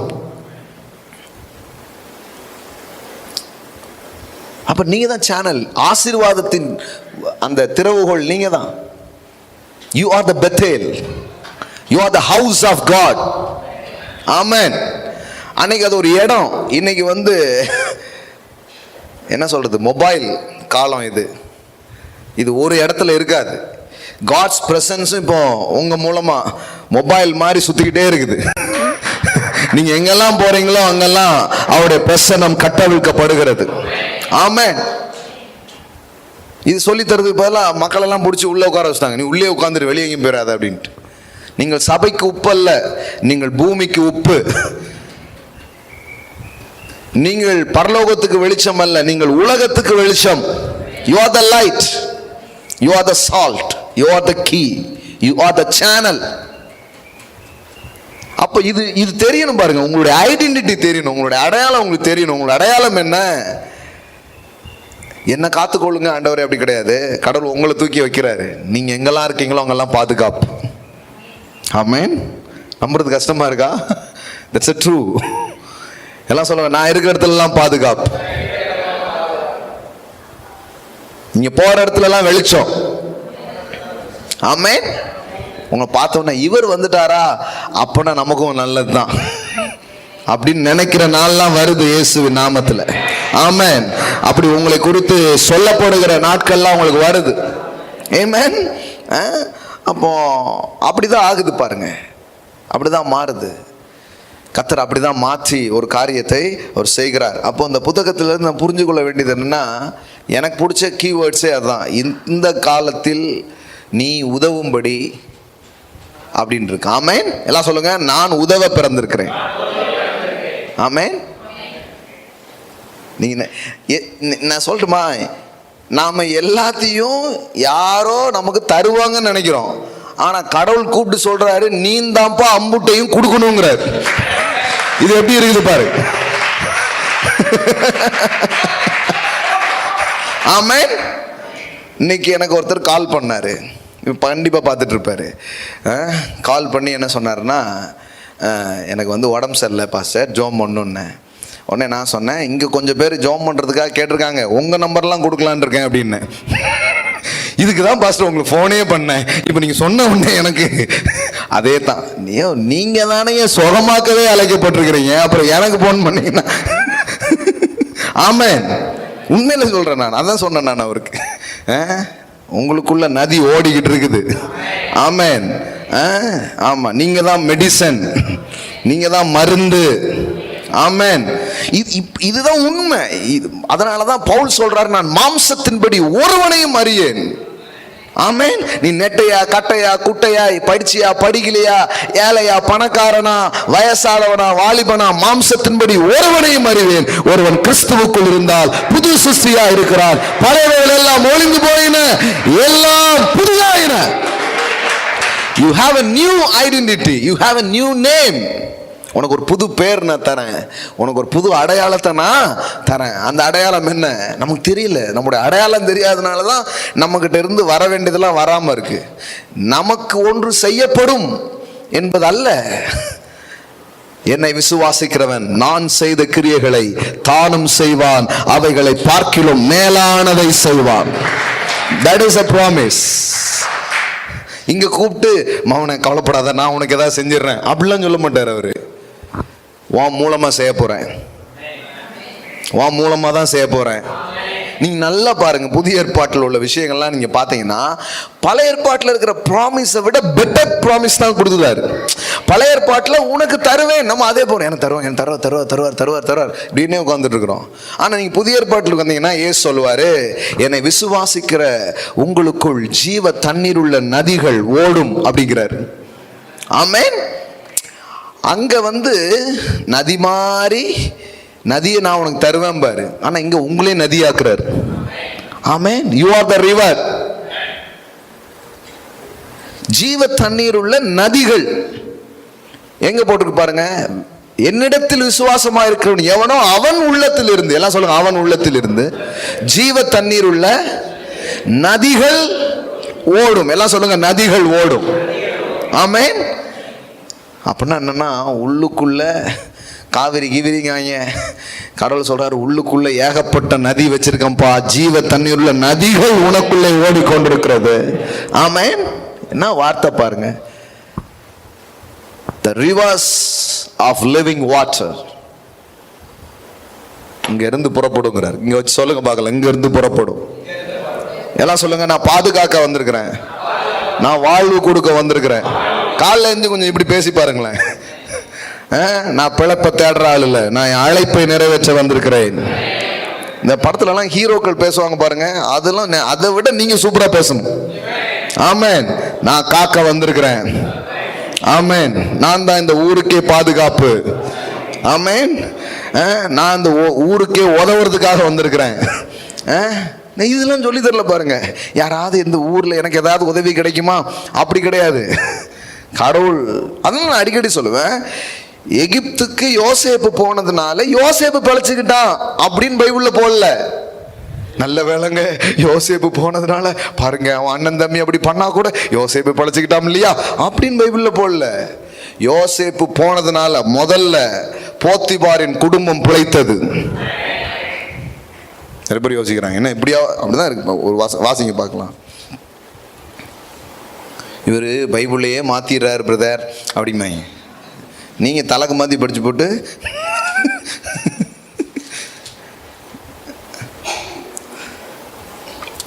முப்பத்தி 39 1 இருந்து வேகமாக வாசிக்கிறேன். யோசேப்பு எகிப்துக்கு கொண்டு போகப்பட்டான். பார்வோனுடைய பிரதானியும் தலையாரிகளுக்கு அதிபதியுமாகிய போத்திபார் என்னும் எகிப்து தேசத்தான் அவனை அவ்விடத்தில் கொண்டு வந்த இஸ்மவேலிடத்தில் விலைக்கு வாங்கினான். கர்த்தர் யோசேப்போடு இருந்தார். அவன் காரிய சித்தி உள்ளவனானான். அவன் எகிப்தியனாகிய தன் எஜமானுடைய வீட்டிலே இருந்தான். கர்த்தர் அவனோடு இருக்கிறார் என்றும் அவன் செய்கிற யாவையும் கர்த்தர் வாய்க்க பண்ணுகிறார் என்றும் அவன் எஜமான் கண்டு யோசேப்பினிடத்தில் தயவு வைத்து அவனை தனக்கு ஊழியக்காரனும் தன் வீட்டுக்கு விசாரணை காரணமாக்கி தனக்கு உண்டான யாவற்றையும் அவன் கையில் ஒப்புவித்தான். அவனை தன் வீட்டுக்கும் தனக்கு உண்டான எல்லாவற்றுக்கும் விசாரணைக்காரனாக்கின முதற்கொண்டு கர்த்தர், கவனிங்க, கர்த்தர் யோசேப்பின் நிமித்தம் அந்த எகிப்தியன் வீட்டை ஆசீர்வதித்தார். நல்லா கவனிங்க. நல்ல வேலைங்க, அடைக்கலம் கொடுத்தாங்க. யோசேப்புக்கு சாப்பாடுக்கு பாடு போட்டு துணிமணிலாம் வாங்கி கொடுத்துட்டாரு. நல்ல எஜமான் அவரு. அப்படிலாம் பைபிள்ல போடல. அது வரைக்கும் அவனுக்கு தொழில் உருப்படவே இல்லை. அது வரைக்கும் அவனுக்கு பிசினஸ் ஒழுங்காவே போல. என்னைக்கு இவன் போனானோ அன்னைக்கு அவன் வாழ்க்கை நன்றாய் மாறினது என்று வேதம் பதிவு செய்கிறது. நான் சொல்றேன், யூ ஆர் த ஜோசப். ஆமென். உங்க வீட்டுக்கு நீங்க தான் ஜோசப். ஒரு சொல்றாங்க, எங்க வீட்டுல எல்லாரும் விக்கிரகங்கள் வணங்குறாங்க பிரதர், நான் ஒருத்தந்தோறும் சிக்கப்பட்டிருக்கிறேன். இப்ப என்ன சொல்ல வரீங்க? அவங்க மெஜாரிட்டி, நீங்க மைனாரிட்டி, அப்படிதான் உங்களுடைய யாரோ மைண்ட்ல ஏறிலுது. இவன் எகிப்தியனுங்க. இவனின் நிமித்தம் எகிப்தியன் வீட்டையே ஆசீர்வதிச்சாருன்னா உங்க வீடு ஆசீர்வதிக்கப்படுமா படாதா? நம்ம இந்த 2-3 போட்டாவை பார்த்துக்கிட்டு மட்டும் பேசிக்கிட்டு இருக்கோம். போட்டா இருக்கு, அது இருக்கு, இது இருக்குது. இப்படிதான் கிறிஸ்தவங்களை ஆக்கி வச்சிருக்கிறோம். இது என்னைக்கு கலட்டுறோமோ அன்னைக்கு தான் அந்த வீட்டுக்குள்ள ஆசீர்வாதம் வரும். ஒருத்தர் போய் சொல்லியிருக்காரு, ஒரு பாஸ்டர் இங்கே வந்து சொல்லுதாரு, இந்த உன் வீட்டில் பாரு, அது இது இருக்குது, இதை எடுத்தாதான் உனக்கு ஆசீர்வாதம் அப்படின்னு சொன்னார். சரி அப்படின்ட்டு இப்போ நானும் பொதுவாக தான் கேட்டேன், அப்படியா அப்போ எடுத்துட வேண்டியதான். பிரதர், வாடகை வீடு பிரதர், நான் எப்படி பிரதர் அங்கே ஒட்டி இருக்கிற டைல்ஸ் எல்லாம் எடுக்க முடியும் அப்படிங்க.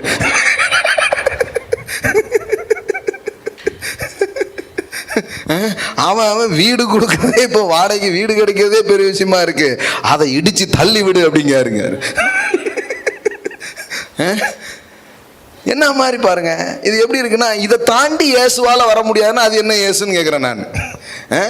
இந்த போட்டாவை தாண்டி, இதை தாண்டி, இந்த எலுமிச்சம்பழத்தை தாண்டி ஏங்க எவ்வளவு கவரை, என்ன சொல்றதுன்னு தெரியல போங்க. அவரை எந்த அளவுக்கு கீழாக்கணுமோ ஆக்கி வச்சிருக்கோம். அவர் சொல்றாரு, நீ எங்க இருந்தாலும் சரிடா, எகிப்தியன் வீட்டிலே இருந்தாலும் சரி, ஒன்னு நிமித்தம் அவனும் பிழைப்பான், ஒன்னு நிமித்தம் ஆசீர்வாதம் பாயும் அப்படின்னு சொல்லிட்டு. ஆமென். இந்திய தேசம் எல்லாம் அப்படி விக்கிரகங்களா இருந்தா கடவுள் எப்படி தருவார்? அதனால ஆண்டவரே விக்கிரக கோட்டை ஒளிவதாக எப்படி ஜெபம் பண்ணிட்டு இருக்காங்க உட்கார்ந்து. விக்கிரகங்கள் ஒளிவதாக, அது ஒளிவதாக, இது ஒளிவதாக, இப்படியே பண்ணிடு. கடல் ஜலம் அதெல்லாம் இருக்கட்டுங்க, அதெல்லாம் ஒரு மேட்டரே கிடையாது. You are the matter. I tell you my friend, you are the matter. நீங்க தான். உங்களுக்கு நீங்க யாருன்னு விளங்குச்சுன்னா காரியம் வேற மாதிரி ஆயிடும். காரியம் மாறுதலாய் முடிந்தது. ஆமென். எப்படி போட்டிருக்கு பாருங்க, யோசேப்பின் நிமித்தம் அந்த எகிப்தியன் வீட்டை ஆசீர்வதித்தார். ஆமென். எல்லாம் சொல்லுங்க, என் நிமித்தம் என் வீடு ஆசீர்வதிக்கப்படும். என் கணவர் திருந்தலை, என் ஒய்ஃப் திருந்தலை, எங்க ஊரே ரட்சிக்கப்படலைங்கிற கதையே நம்ம பேசக்கூடாது. I am the channel, I am the key. Jesus வந்து ஒரு கூட்ட ஆட்கள் வந்து கேட்குறாங்க. என்ன கேட்குறாங்கன்னா, நாங்கள் வந்து இயேசுவை காண வேண்டும் என்று நாங்கள் என்ன பண்ணுறோம், விரும்புகிறோம் அப்படின்னு கேட்குறாங்க. உடனே இயேசு வந்து சொல்கிறாரு, கோதுமை மணியானது நிலத்தில் விழுந்து சாகாவிட்டால் தனித்திருக்கும், செத்ததையாகில் மிகுந்த பலனை தரும். இப்போ இவங்க கேட்டதுக்கு இதுக்கு ஏதாவது சம்பந்தம் இருக்கா? இப்படியே தான் இருக்கு. ஆமாம், இவர் பார்க்கணும், நேரம் ஒன்று பார்க்க முடியும்னு சொல்லு, இல்லை முடியாதுன்னு சொல்லணும். சம்மந்தமே இல்லாமல் இப்படி தான் எதையாவது பேசுறது. இயேசுவே உண்மை காண என்ன பண்ணுறாங்க, விரும்புகிறாங்க. இவர் என்ன சொல்லியிருந்துருக்கணும், இப்போ ஒன்று நைட்டு வர சொல்லி, இல்லை மத்தியானம் வர சொல்லி, இல்லை நான் ரொம்ப பிஸியாக இருக்கேன் அதுதான் சொல்லணும். கோதுமை மணியானது நிலத்தில் விழுந்து, அது கொஞ்சம் முன்னாடி போங்க, அங்கே பாருங்க. அவர்கள் கலிலேயா நாட்டு பெத்சாய்தா ஊராகிய பிலிப்பினிடத்தில் வந்து, ஐயா நாங்கள் இயேசுவை காண விரும்புகிறோம் என்று அவனை கேட்டுக்கொண்டார்கள். பிலிப்பு வந்து அதை அந்திரியாவுக்கு அறிவித்தான். டைரக்டா வர முடியல பிறகு அப்படியே பண்ணி, ஆமாம், எல்லாமே துரைட்ட ஃபோன் பண்ணால் தான் பார்க்க முடியுது. அறிவித்தான். பின்பு அந்திரேயாவும் பிலிப்புவும் அதை ஜவரும் துரையும் அறிவித்தார்கள். அப்பொழுது இயேசு அவர்களை நோக்கி, மனுஷகுமாரன் மகிமைப்படும்படியான வேலை வந்தது. மெய்யாகவே மெய்யாகவே நான் உங்களுக்கு சொல்லுகிறேன், கோதுமை மணியானது நிலத்தில் விழுந்து சாகாவிட்டால் தனித்திருக்கும், செத்ததாகி மிகுந்த பலனை கொடுக்கும். நீங்க யோசிங்க, நல்லா யோசிங்க. உங்களை பார்க்கணும்னு சொன்னதுக்கும் இதுக்கும் என்ன சம்பந்தம்? சில பேர் பார்க்க, இதுக்கு தாங்க நான் ரொம்ப படிக்கிறதே இல்லை, எனக்கு ஒன்றுமே புரிய மாட்டேங்குது. பார்க்கணுன்னா பார்க்குறேன்னு சொல்லணும், இல்லை பார்க்க முடியாதுன்னு சொல்லணும். அதுக்கும் இதுக்கும் என்ன சம்பந்தம்? அவனா பெரிய சம்பந்தம் இருக்குது. அவர் என்ன சொல்கிறாரு, என்ன பார்க்கணும்னு ஆசைப்படுறேப்பா, இது என்ன பெரிய மேட்டர்னு. கொஞ்ச நாளில் பாரு, இந்த ஒரு வித்து உள்ளே போகுது, பல பேர் எழும்ப போகிறாங்க. ஒரு இயேசுவை அல்ல, பல இயேசுவை நீங்கள் எல்லா இடத்துலையும் நீங்கள் பார்க்க போகிறீங்க அப்படிங்கிறத அவங்களுக்கு சொல்லிட்டு இருக்கிறேன். ஆமென். இன்னைக்கு நான் ஒரு ஆள் என்ன பார்க்கணும் இல்லை, நான் விழுந்து மடிய போறேன். எழும்பும் போது ஒரு மணி மடிஞ்சு ஒரு மணி எழும்பாது, அநேக கதிர்களாய் அது எழும்பும். எங்கும் கிறிஸ்துவை நீங்கள் பார்ப்பீர்கள், எங்கும் இயேசுவை நீங்க பார்ப்பீங்க. ஆமென். இதோ மனுஷகுமாரன் மகிமைப்படும் வேலை வந்தது அப்படின்னு சொன்னார் பாருங்க. ஆமென். அதைத்தான் இன்னைக்கு சொல்லிட்டு இருக்கிறேன் நான். இன்னைக்கு வந்து you are the body of Christ. ஆமென். ஆமென். அவர் தலையா இருக்கிறார், நீங்கள் சரீரமா இருக்கிறீர்கள், அவரோடு இணைக்கப்பட்டிருக்கிறீங்க. இது குறித்த வெளிப்பாடு நமக்கு வரணும். இன்னைக்கு நீங்க தொட்டா இயேசு தொட்ட மாதிரி. ஆமென். நான் சொல்றேன், அதெல்லாம் நடக்கும். ஆமென். இன்னைக்கு நீங்க பார்த்தா அவர் பார்த்த மாதிரி, நீங்க பேசினா அவர் பேசின மாதிரி. அதனாலதான் சொல்றாரு, நீங்கள் எவருடைய பாவங்களை மன்னிக்கிறீர்களோ அவர்களுடைய பாவங்கள் மன்னிக்கப்பட்டது அப்படிங்கிற. நீங்க போய் ஐயோ நான் பாவி, என் பாவத்துக்காக என்ன ஆக போகுதுன்னு தெரியலன்னா நீங்க சொல்லுங்க, யுவர் சின்ஸ் ஆர் ஃபர்கிவன். என்ன பாவத்தை என்ன இவர் மன்னிக்கிறாரு? பாவங்களை மன்னிக்க மனுஷகுமாரனுக்கு அதிகாரம் உண்டு. ஆமென். பாக்குறாங்க நிறைய பேர், கல்லெறி கன்ஃபார்ம் அப்படிங்கிறாங்க. இல்லைங்க, இதுதான் பார்வையே. நம்ம இதை விட்டுட்டு வேற எங்கேயோ போயிட்டோம். யோசு பாருங்க, எகிப்து மாதிரி விக்கிரகம் நிறைஞ்ச நாடு ஏதாவது இருக்கா? ஆனா கடவுள், அது நாடெல்லாம் முக்கியம் இல்லப்பா, நீ இருந்தா உன் மூலமா எல்லாத்தையும் நான் மாத்துவேன். ஆமென். எல்லாத்தையும் மாத்துவேன். முதல்ல வீட்டை ஆசீர்வதிச்சார். அடுத்த சீன், திடீர்னு ஜெயிலுக்குள்ள போன மாதிரி இருந்தது. என்ன ஆசீர்வாதமா இருந்தது, டப்புன்னு ஜெயிலுக்குள்ள போயிட்டோம், வேற மாதிரி ஆகி போச்சே அப்படின்னு. திடீர்னு சில நேரம் சில சம்பவங்கள்லாம் மாறினோடனே உடனே எல்லாம் மாறிட்டுன்னு நினைக்க கூடாது. சிறையிலிருந்து சிங்காசனம். ஆமென். சில எதிர்மறையான சம்பவங்கள் உங்க வாழ்க்கையில நடந்துட்டதுனால எல்லாமே எதிர்மறையா போயிடும் நினைக்காதீங்க. அந்த எதிர்மறையை தேவன் சாதகமாக மாற்றுவார். ஆமென். எல்லாம் நல்லா தானே போயிட்டு இருந்தது, திடீர்னு இப்படி ஒரு இறக்கம், திடீர்னு இப்படி என் வாழ்க்கையில ஒரு காரியம் நீங்க கேட்டுட்டு இருந்தீங்கன்னா நான் சொல்றேன், தேவன் அங்கிருந்து உங்களை நேரடியா சிங்காசனத்துக்கு அவர் கொண்டு போவார், அங்கிருந்து ஒரு உச்சத்துக்கு கொண்டு போவார். ஆமென். ரொம்ப ஆசீர்வாதமாக தான் நான் இருந்தேன், ரொம்ப நல்லா தான் இருந்தது.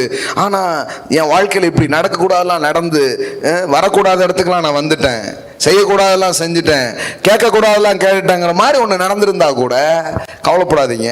தேவன் அங்கிருந்து உங்களை தூக்குவார், அங்கிருந்து உங்களை புறப்பட பண்ணுவார், அங்கிருந்து அவர் உங்களை எழுப்புவார், அங்கிருந்து அவருடைய நோக்கத்திற்கு திட்டத்துக்கு நேராக அவருடைய கரம் உங்களை தூக்கும் என்று நான் சொல்லுகிறேன். ஆமென். நேற்றுக்கு தான் அதிகாரி அப்படி இப்படின்னா இன்னைக்கு கடைசியில் கைதி ட்ரெஸ்ஸை போட்டாங்களே அப்படிங்கிற மாதிரி தான் இருக்கு. கவலைப்படாதீங்க, நாளைக்கு ராஜ வஸ்திரம் போடப்படும், நாளைக்கு ராஜ வஸ்திரம் உங்க மேல விழும். சிச்சுவேஷன்லாம் பார்க்காதீங்க, சூழ்நிலையெல்லாம் பார்த்து அப்படியே உட்காராதீங்க. கடவுள் எல்லாத்துக்கு நடுவுலையும் வேலை செய்கிறவர். ஆமென். இதுல என்ன தெரியுமா, என்ன பியூட்டி பாருங்க. வாவ். எகிப்தியன் வீட்டில் மட்டும்தான் இவனை பிளெஸிங்ஸா வைக்க முடியுங்கிறது இல்லை, சிறைச்சாலைக்கு போனாலும் அங்கேயும் பிளெஸிங்ஸா வைக்க முடியும். அதான் மேட்ரு பாருங்க. இது எப்படின்னா, எங்க தூக்கி போட்டாலும் பொண்ணு பொண்ணு தான், எங்க தூக்கி போட்டாலும் வாசனை வீசுறது தான். ஆமென். இது இடத்துக்கு தகுந்தா போல் தன்னை மாற்றிக்கொள்ளும் ஒரு வித்து அல்ல. இது போகிற இடமெல்லாம் தனக்கு ஏற்றது போல் அந்த இடத்தையே மாற்றி அமைக்கும் ஒரு புதுரக வித்தாக அது இருக்கிறது. தேவன் அப்படிப்பட்ட வித்தை தான் உங்களுக்குள்ள எனக்குள்ள அவர் போடுகிறார். ஆமென். ஒரு காலத்துல நம்மள இங்கேயே உட்காந்துரு, பார்த்து கண்ண மூடிட்டே போ, எதையும் பாத்துறாத, கேட்டுறாத, யார் கூடயும் பழகிறாத, அப்படியே பிரிஞ்சு வந்துருந்து ஏன் சொன்னாங்கன்னா, அவர்கள் நம்மை பாதித்து விடுவார்களோ என்கிற பயம். ஆனா கடவுள் சொல்றாரு அப்படி கிடையாது. நீ தான் இன்ஃப்ளூயன்ஸ் பண்ண போற, நீ தான் தாக்கத்தை ஏற்படுத்த போற, உனக்குள் இருப்பதுதான் அவங்கள போய் தொட போகிறது. ஆமென். ஹல்லேலூயா. அப்ப பாருங்க, வீட்டை ஆசீர்வதித்தவர் அடுத்ததுல பார்த்தா நாட்டை ஆசீர்வதிக்கிறார். ஆமென். நான் சொல்றேன், இன்னைக்கு இந்த வார்த்தையை கேட்குறீங்க, இந்த முடிவு உரையை கேட்கும்படி வந்திருக்கீங்க. நான் சொல்றேன், முடிவுரை என்ன? நீங்க வீட்டுக்கு மாத்திரமல்ல, நாட்டுக்கே நீங்க ஆசீர்வாதமா இருக்க போறீங்க. இங்க இருக்கிற பிள்ளைகளுக்கு சொல்றேன், நீங்க நாட்டுக்கே ஆசீர்வாதமா இருக்க போறீங்க, தேசத்துக்கே நீங்க ஆசீர்வாதமா இருக்க போறீங்க. தேசம் உங்கள் நிமித்தம் ஆசீர்வதிக்கப்படும். ஆமென். கடவுள் அதுல தான் மகிமைப்பட விரும்புறார். ஒரு ஊருக்கு மட்டும் இல்லை, ஒரு தேசத்துக்கே ஒரு பிளஸ்ஸிங்ஸாக கடவுள் உங்களை வைக்க விரும்புகிறார். ஆமென். அதான் கடவுள் பாருங்க. அதுக்கு தான் கடவுள் உங்கள் வாழ்க்கையில் வந்திருக்கிறார். சும்மா ஒரு 3 வேளை சாப்பாடு சாப்பிட்டு ஏதோ ஒரு வீட்டை கட்டி ஒரு கல்யாணம் வாழ்ந்துட்டு அப்படிலாம் கிடையாதுங்க. ரொம்ப உயரிய நோக்கம் இருக்குங்க. இதெல்லாம் ரொம்ப ஓகே, இதெல்லாம் தெரியுது. அதான் சொல்றாரு, இதெல்லாம் தெரியுதுப்பா, எண்ணத்தை பூசிப்போம், எண்ணத்தை குடிப்போம், அதானே தெரியுதுங்கிறாரு. என்ன தெரியுது? இவ்வளோ ஈஸியாக சொல்றீங்க. முதலாவது தேவனுடைய ராஜ்யத்தையும் அவருடைய நீதியும் தேடுங்கள், அப்பொழுது இவைகள் எல்லாம் உங்களுக்கு கூட கொடுக்கப்படும் அப்படின்னு. நீ இதுக்காக போராடுற ஆள் இல்லப்பா, இதுக்காக பிறந்த ஆள் இல்லப்பா. நீ பல பேருக்கு சாப்பாடு போட பிறந்தவன், பல பேரை உடுத்துவிக்க பிறந்தவன், தேசத்தை காக்க பிறந்தவன், எத்தனையோ பேருக்கு உதவ நீ பிறந்தவன். உனக்கு ராஜ்யத்தில் என்ன திட்டம் இருக்குன்னு பாரு, ராஜ்யம் உன்னை குறித்து என்ன யோசித்து கொண்டிருக்குன்னு பாரு. அதை பார்த்து அதுக்காக நீ வாழ ஆரம்பிச்சனா இதெல்லாம் ஒரு விஷயமே கிடையாது. முதல்ல இது எனக்கு புரியல, ரொம்ப நாள் ஆச்சு. அப்புறம் கொஞ்சம் கொஞ்சம் தெரிய ஆரம்பிச்சிச்சு. என்ன தெரிஞ்சதுன்னா, கடவுள் என்ன எதுக்காக அழைச்சாரோ அந்த அழைப்புக்கான ஒரு வாழ்க்கையை நான் வாழ ஆரம்பிச்சாலே மற்றதெல்லாம் ஒரு மேட்டரே கிடையாது, எல்லாம் உங்களை நோக்கி வர ஆரம்பிக்கும். ஆமென். லேண்டு வரும், ஆமென், பொண்ணு வரும், பதவி வரும், உயர்வுகள் வரும், எல்லாமே வரும். ஏன்னா எல்லாமே ஒரு நோக்கத்தோடு அது வருகிறது. ஆமென். எல்லாத்துக்கும் ஒரு பர்பஸ் இருக்குங்க. என்ன கேட்டான்னா, பர்பஸே இல்லாத ஆள்கையிலேயே அது இருக்கும்னா, நோக்கத்தோடு இருக்கிற உங்க கையில் அது வருமா வராதா? கண்டிப்பா வரும். தப்பான இடத்துல இருந்ததுன்னா அது மாற்றி அமைக்கப்படும். வஸ்திக்கு பதிலா எஸ்தர் வருவா. ஆமென். அது மாதிரி இந்த ஆகான் ஆகிய ஆமான் மாதிரி இருக்கிற ஆள் இருக்கிற இடத்துக்கு யார் வரா? மோர்தகாய் வரான். ஆமென். அவன் பாருங்க, அரண்மனை காவலனா இருக்கும் பொழுது கூட நல்லது தான் செஞ்சான் ராஜாவுக்கு. ஆனா அவன் செஞ்ச நல்லதுக்கு எந்த பிரதிபலனும் அவனுக்கு கிடைக்கல. சில நேரம் அதனால நம்ம நிறைய பேர் என்ன பண்ணிடுவோம், வாழ்க்கையில சில காரியங்கள்லாம் பண்ணி பார்ப்போம், ஒண்ணுமே நடக்கலன்னே எதுக்குப்பான்னு விட்டுருவோம். விடக்கூடாது. ஏன்னா எல்லா விதைக்கும் ஒரு காலத்தை கடவுள் வச்சிருக்கிறார். ஆமென். there is season for everything. ஒரு குழந்தை 10 மாசத்துல பிறக்குங்கிற மாதிரி எல்லாத்துக்கும் ஒரு சரியான காலகட்டத்தை கடவுள் வச்சிருக்கிறார் பாருங்க. ஒரு நாள் ராஜாவுக்கு தூக்கம் வரல. எல்லாத்தையும் இப்படி பார்க்குறான். பார்த்தா ஏன்னா தூக்கம் வரலன்னா டெலிஃபோன் டைரி எடுத்து படிச்சுட்டு இருப்பீங்களா? அந்த மாதிரி தான் இருக்குது. ராஜா தூக்கம் வரலன்னா ராஜா என்னெல்லாமோ பண்ணலாம். வர சொல்லுங்கள் அந்த அழகிகளை அப்படின்னு ஏதாவது ஆடிட்டு இருப்பார், எதாவது பார்த்துட்டு டைரி எடுத்து படிச்சுட்டு இருக்கார் ராஜா. அதுவும் கடந்த கால டைரி எடுத்து படிச்சுட்டு இருக்காரு. படிச்சுட்டு இருந்து பார்த்தா அப்போ இவன் பண்ணது அங்கே இருக்கு. அவனுக்கு ஏதாவது செய்யப்பட்டதான்னு கேட்குறாங்க. ஒன்றும் செய்யலையே அப்படின்ட்டாங்க. உடனே அடுத்த நாள் காலையில் கூப்பிட்டு ராஜா குதிரையில் உட்கார வச்சு அவனுக்கு ராஜ மரியாதை கொடுக்கப்படுகிறது. என்ன பார்க்குறோம் அப்படின்னா, இது இது இது தற்செயலாக நடந்த ஒரு விஷயமான கிடையவே கிடையாது. பார்க்கும்போது அப்படியே இருக்கு. அதனால தான் ஆண்டவர் சொல்றாரு, உங்களுக்கான பிரதிபலன் மனுஷங்க தராங்க தரல அது பார்க்காதீங்க, நீங்க பண்ணிட்டே இருங்க. ஏன்னா உங்க ராஜா ஒருத்தர் இருக்கிறார். ஆமென். ஆமா, உங்க ராஜா ஒருத்தர் இருக்கிறார். My promotion come from the Lord. அதான் விஷயம். என்னுடைய உதவி, எனக்கான கனம், நான் செய்த வேலைக்கான பலன் எல்லாம் அவரிடமிருந்து வருகிறது. இல்லைங்க நான் இவற்றெல்லாம் வேலை பார்க்க இப்படி இல்லை. பாருங்கள், ஒரு வசனம் உங்களுக்கு காட்டுறேன், ரொம்ப ரொம்ப முக்கியம். ப்ரொஃபஷனலில் வேலை காரியங்கள் எல்லாம் இருக்கிறவங்க இதை ரொம்ப கவனிச்சு பாருங்க, ரொம்ப ரொம்ப முக்கியம். Glory to be the living God. Thank you Jesus. 1 கொரிந்தியர் 15:58 பாருங்க. ஆகையால் எனக்கு பிரியமான சகோதரரே, கர்த்தருக்குள் நீங்கள் படுகிற பிரயாசம் விருதாவா இராதென்று அறிந்து நீங்கள் உறுதிப்பட்டவர்களாயும் அசையாதவர்களாயும் கர்த்தருடைய கிரியையில் எப்பொழுதும் பெறுகிறவர்களாயும் இருப்பீர்களாக. இப்படி சொல்கிறார் பாருங்க. இன்னொரு வசனம் காட்டுறேன், ரொம்ப எக்ஸாக்டாக பொருந்து, அதாவது தொடர்ந்து பண்ணிகிட்டே இருங்க, அதை விட்டுறாதீங்க அப்படிங்கிறாரு. எபேசியரில் பார்த்தீங்கன்னா அந்த வேலைக்காரன், எஜமான் இதெல்லாம் பற்றி ஒரு இது வருது. எந்தெந்த ஸ்தானத்தில் இருக்கிறீங்களோ அவங்கவுங்க அதை என்ன பண்ணுங்க, கரெக்டாக செய்யுங்க. ஆண்டவர் அதை எல்லாத்தையும் என்ன பண்ணுறார், பார்த்துக்கிறார் அப்படின்ட்டுருக்கு. நான் தேர்ன வசனம் எடுத்துட்டேன். கொலோசியர் 3:23 வசனம் பாருங்கள். அதே பேட்டர்ன் தான் வருது. எபேசியரில் இருக்கிற அதே பேட்டர்ன் தான் இங்கேயும் கொண்டு வராங்க பாருங்கள். கொலோசியர் 3:22 படிக்கிறேன். வேலைக்காரரே, சரீரத்தின்படி உங்களுக்கு எஜமான்களாக இருக்கிறவர்களுக்கு எல்லா காரியத்திலும் கீழ்ப்படிந்து நீங்கள் மனுஷருக்கு பிரியமாக இருக்க விரும்புகிறவர்களாக பார்வைக்கு ஊழியன்னா அந்த ஊழியத்தை பற்றியா பேசியிருக்கு. வேலை, அரசு ஊழியர் அப்படின்னா ஊழியக்காரங்களா அவங்க. நம்ம ஆள்கள் பாருங்கள், நீங்கள் ஊழியமா வேலையா ஒன்றும் பெரிய அது வார்த்தையை வித்தியாசப்படுத்தி வச்சுருக்கிறாங்க. அங்கே பாருங்கள், ஊழியம்னு இது ஊழியம் போலன்னு போட்டிருக்குது. அப்படி கிடையாது, வேலை தான் சொல்லியிருக்கு. தேவனுக்கு பயப்படுகிறவர்களாக கபடமில்லாத இருதயத்தோடு கொடுக்கப்பட்ட வேலையை செய்யுங்க.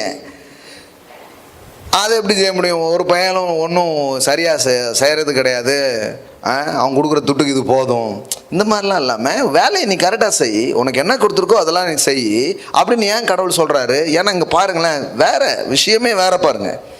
நீங்கள் கர்த்தராகிய இயேசுவை சேவிக்கிறதுனாலே சுதந்திரமாகிய பலனை கர்த்தராலே பெறுவீர்கள் என்று அறிந்து. எல்லாம் சொல்லுங்க, சுதந்திரமாகிய பலனை கர்த்தராலே பெறுவீர்கள் என்று அறிந்து. அப்படின்னா அர்த்தம்னா, உங்களுக்கானதை உங்க எஜமான் இவர் கிடையாது. இந்த எஜமானுக்கெல்லாம் ஒரு எஜமான் ஒருத்தர் இருக்கிறார், இந்த ராஜாக்கெல்லாம் ஒரு ராஜா ஒருத்தர் இருக்கிறார். அதனாலதான் சொல்றேன், காணக்கூடாத ராஜ்யத்தின் மனநிலையோடு காணக்கூடிய ராஜ்யத்தில் வேலை செய்யறோம். எப்படி செய்யறோம்? இது உண்மையா இல்லை, இது சில நேரம் கரெக்டா இல்லை, வேற வேற மாதிரி இருக்குது. இருந்தா கூட என்ன, எனக்கு சுதந்திரமாகிய பலன் அவராலே வருகிறது. எப்படி, என்ன ஒரு பெர்ஸ்பெக்டிவ் பாருங்க. நீங்க ஒரு ப்ரொஃபஷனலுக்கு போகும்போது, ஒரு வேலைக்கு போகும்போது, ஒரு காரியத்தை செய்யும் போது அந்த ஆள் அதுக்கு தகுதி இல்லையெல்லாம் கிடையாது. எனக்கு கொடுக்கப்படுறதை நல்லா செய்ய போறேன். ஏன்னா my promotion come from the lord. ஆமென். என்னுடைய பதவி உயர்வு, எனக்கான காரியம் கர்த்தராலே வருகிறது. எவ்வளோ அழகா போட்டிருக்குது பாருங்க. அந்த ஓனர் தாங்க அதை செய்வார், அப்படி போடவே இல்லை. ஓனர் செய்வார்னா சில பேருக்கு வேலையை செய்ய வருமா? சிலர் நல்ல ஓனர்கள்லாம் இருப்பாங்க, சில இடத்துலலாம் பார்த்தீங்கன்னா என்னத்தை போட்டு செய்ய அப்படிங்கிற மாதிரி ஆகிடும். ஆனால் கடவுள் சொல்கிறார், உன் சுதந்திரமாகிய பலன் எங்கேருந்து வருது? என்கிட்ட இருந்து வருது. அதனால் நீ என்ன பண்ணு, எதை செய்தாலும் அதை மனுஷருக்கு என்று செய்யாமல் கர்த்தருக்கென்றே மனப்பூர்வமாய் செய்யுங்கள். ஆமென். எப்படி போட்டிருக்கு பாருங்க. அப்போ ஒரு ராஜாவை ஒரு நாள் அழிக்கும்படி வர்ற அந்த விஷயத்தில் இவன் ஒரு விதையை போட்டு வச்சிருக்கான், காக்குறான். ஆனால் கடைசியில் பாருங்க, அது மறக்கப்பட்டு போயிட்டு. ஆனால் கடவுள் அதை சரியான நேரத்தில் நினைப்பூட்டுகிறார். ஒருத்தனுக்கு தூக்கம் வராமல் போகுது. ஆமென். நான் சொல்கிறேன், உங்களுக்காக சிலர் திடீர்னு நடுராத்திரில எஞ்சிருவாங்க உங்களுக்காக. ஆமென். சிலர் தங்கள் தூக்கத்தை தொலைப்பார்கள். ஆமென். பெரட்டுற அவன் ஃபைல அப்படின்னு பெரட்ட வைப்பார். God is working. God is working. நான் சொல்றேன், behind the scene, behind the screen, God is working. ஆமென். அதனாலதான் இந்த எஸ்தர் புத்தகத்தில் கடவுள் பேரே இல்லை, ஆனா கடவுள் ஒவ்வொரு சீன்லையும் அவருடைய கரத்தை நீங்க பார்க்க முடியும், அவருடைய மகத்துவமான செயலை நீங்க பார்க்க முடியும். ஆமென். ஒண்ணுமே தெரியலையே, வேலை பின்னாடி வேலை பெருசா நடக்குது. ஆமென். தெரியாத போதும் பெருசா நடக்குது. ஆமென். நம்புங்க. we are not walk by sight, we are walk by faith.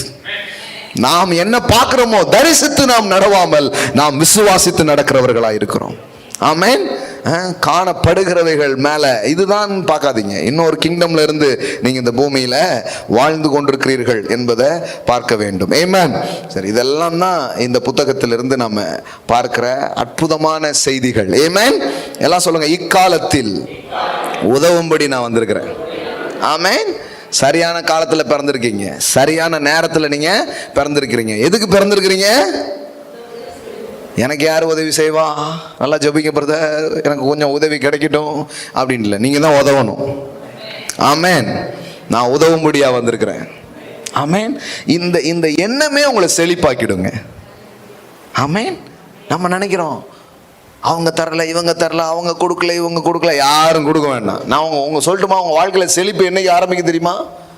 எல்லாரையும் கூப்பிட்டு இங்க பாருங்க, எனக்கு யாரும் தர வேண்டாம், எனக்கு கர்த்தர் தருவார் அப்படின்ட்டீங்கன்னா அன்னைக்கு செழிக்க ஆரம்பிச்சிருவீங்க. அவ்வளோதான். உண்மையில சொல்றேன், நான் பைபிள்ல இருந்து சொல்றேன். நான் ஆபிரகாம் வரான், இவன் எல்லாத்தையுமே தாராங்கிறான். யாரு? சோதம். அவன் சொல்றான், நீ ஒண்ணு எனக்கு தர வேண்டாம், ஒரு சரடு ஷூ லேஸ் கூட எனக்கு தேவையில்லை, ஒரு சரட்டை கூட எனக்கு தேவையில்லை, ஒண்ணுமே தேவையில்லை. நான் வானத்தையும் பூமியும் உடையவராகிய தேவனாகிய கர்த்தருக்கு நேரா என் கைகளை உயர்த்துகிறேன். அன்னைக்கே அவன் வாழ்க்கை நல்லாக ஆரம்பிச்சிருது. ஆமென். யாக்கோபுட்ட அவன் மாமனார் சொல்றான், எப்ப நான் உனக்கு எல்லாம் தரேன் அப்படிங்கிறான். யாக்கோபு அதே சொல்றாரு, நீர் எனக்கு ஒன்றும் தர வேண்டியது இல்லை. நீர் யாரையா எனக்கு கொடுக்கறது? என் சம்பளத்தை நீ டிசைட் பண்ணக்கூடாது, நான் டிசைட் பண்றேன் என் வருமானத்தை. ஆமென். இதுதான் பிபிலிக்கல் கேரக்டர். பாருங்க, பிபிலிக்கல் பர்சனாலிட்டி நீங்க படிச்சு பாருங்க. அவங்களாம் அப்படி இல்லை. யாராவது எதாவது தருவீங்களா, நீங்க தருவீங்களா, அவங்க தருவீங்களா? யாரும் தந்து எனக்கு நிரம்பாது. வானம் திறந்து ஒருவர் கொட்டுவார், இடங்கொள்ளாமல் போக மட்டும் என்னை ஆசீர்வதிப்பார். ஆமென். இந்த புத்திக்கு வாங்க. இந்த புத்தி தான் செழிப்பின் புத்தி. ஆமென். மற்றதெல்லாம் தரித்திர புத்தி. பாரு, நீங்க சொல்லுங்க, நான் கொடுக்கும்படியா வந்திருக்கிறேன். எல்லாம் சொல்லுங்க, I am a giver, I am a giver. Amen. I am come to give. Jesus மாதிரிங்க நீங்க. ஆமென். திருடன் கொல்லவும் அழிக்கவும் வருகிறான், நானோ உங்களுக்கு ஜீவன் உண்டாகவும் வந்த ஜீவன். அப்ப நீங்க எதுக்கு வந்திருக்கீங்க? ஜீவனை உண்டாக வந்திருக்கீங்க. ஆமென். நீங்க எதுக்கு வந்திருக்கீங்க? கொடுக்கிறதுக்காக வந்திருக்கிறீங்க. நான் இயேசு சொல்றாரு, நான் ஊழியம் கொள்ளும்படி வராமல் நான் ஊழியம் செய்யும்படி வந்தேன்னு அர்த்தம். எனக்கு யாராவது சர்வ் பண்ணுவீங்களா, எனக்கு ஏதாவது வேலை செய்வீங்களா, அதுக்கு நான் வரல, நான் உங்களுக்கு வேலை செய்ய வந்திருக்கிறேங்கிறார். I am come to serve. ஆமென். நான் செய்யறதுக்காகவே வந்திருக்கிறேன். I am a giver. ஏன்னா என் அப்பா கொடுக்கிறவர். வாரி இறைத்தான், ஏழைகளுக்கு கொடுத்தான், அவன் நீதி என்றைக்கும் இருக்கும் என்று எழுதியிருக்கிறபடி ஆகும். ஆமென். இன்னைக்கு சொல்ற இந்த நான் தான் அடிக்கடி சொல்லுவேன் எப்பவுமே, நான் ஒரு பிரசங்கத்தை பண்ணும்போது இந்த ஒரு பிரசங்கத்தை அவங்க கேட்டாலே போதும், அவங்க வாழ்க்கை மாறிடணும் அப்படி யோசிச்சு தான் பேசுவேன். நான் இன்னைக்கு மறுபடியும் சேலஞ்ச் பண்றேன், இந்த ஒரு பிரசங்கத்தை நீங்க நம்பினாலே போதும், உங்க வாழ்க்கையே வேற மாதிரி ஆக ஆரம்பிக்கும். 100 பிரசங்கம் கேட்க வேண்டிய அவசியம் இல்லை.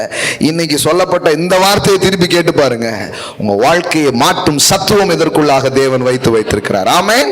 ஹல்லேலூயா. Praise God. அப்போ இப்படிதான் நடக்குது பாருங்க. ஃபைனலா ஒரு வார்த்தை சொல்லி முடிக்கிறேன்.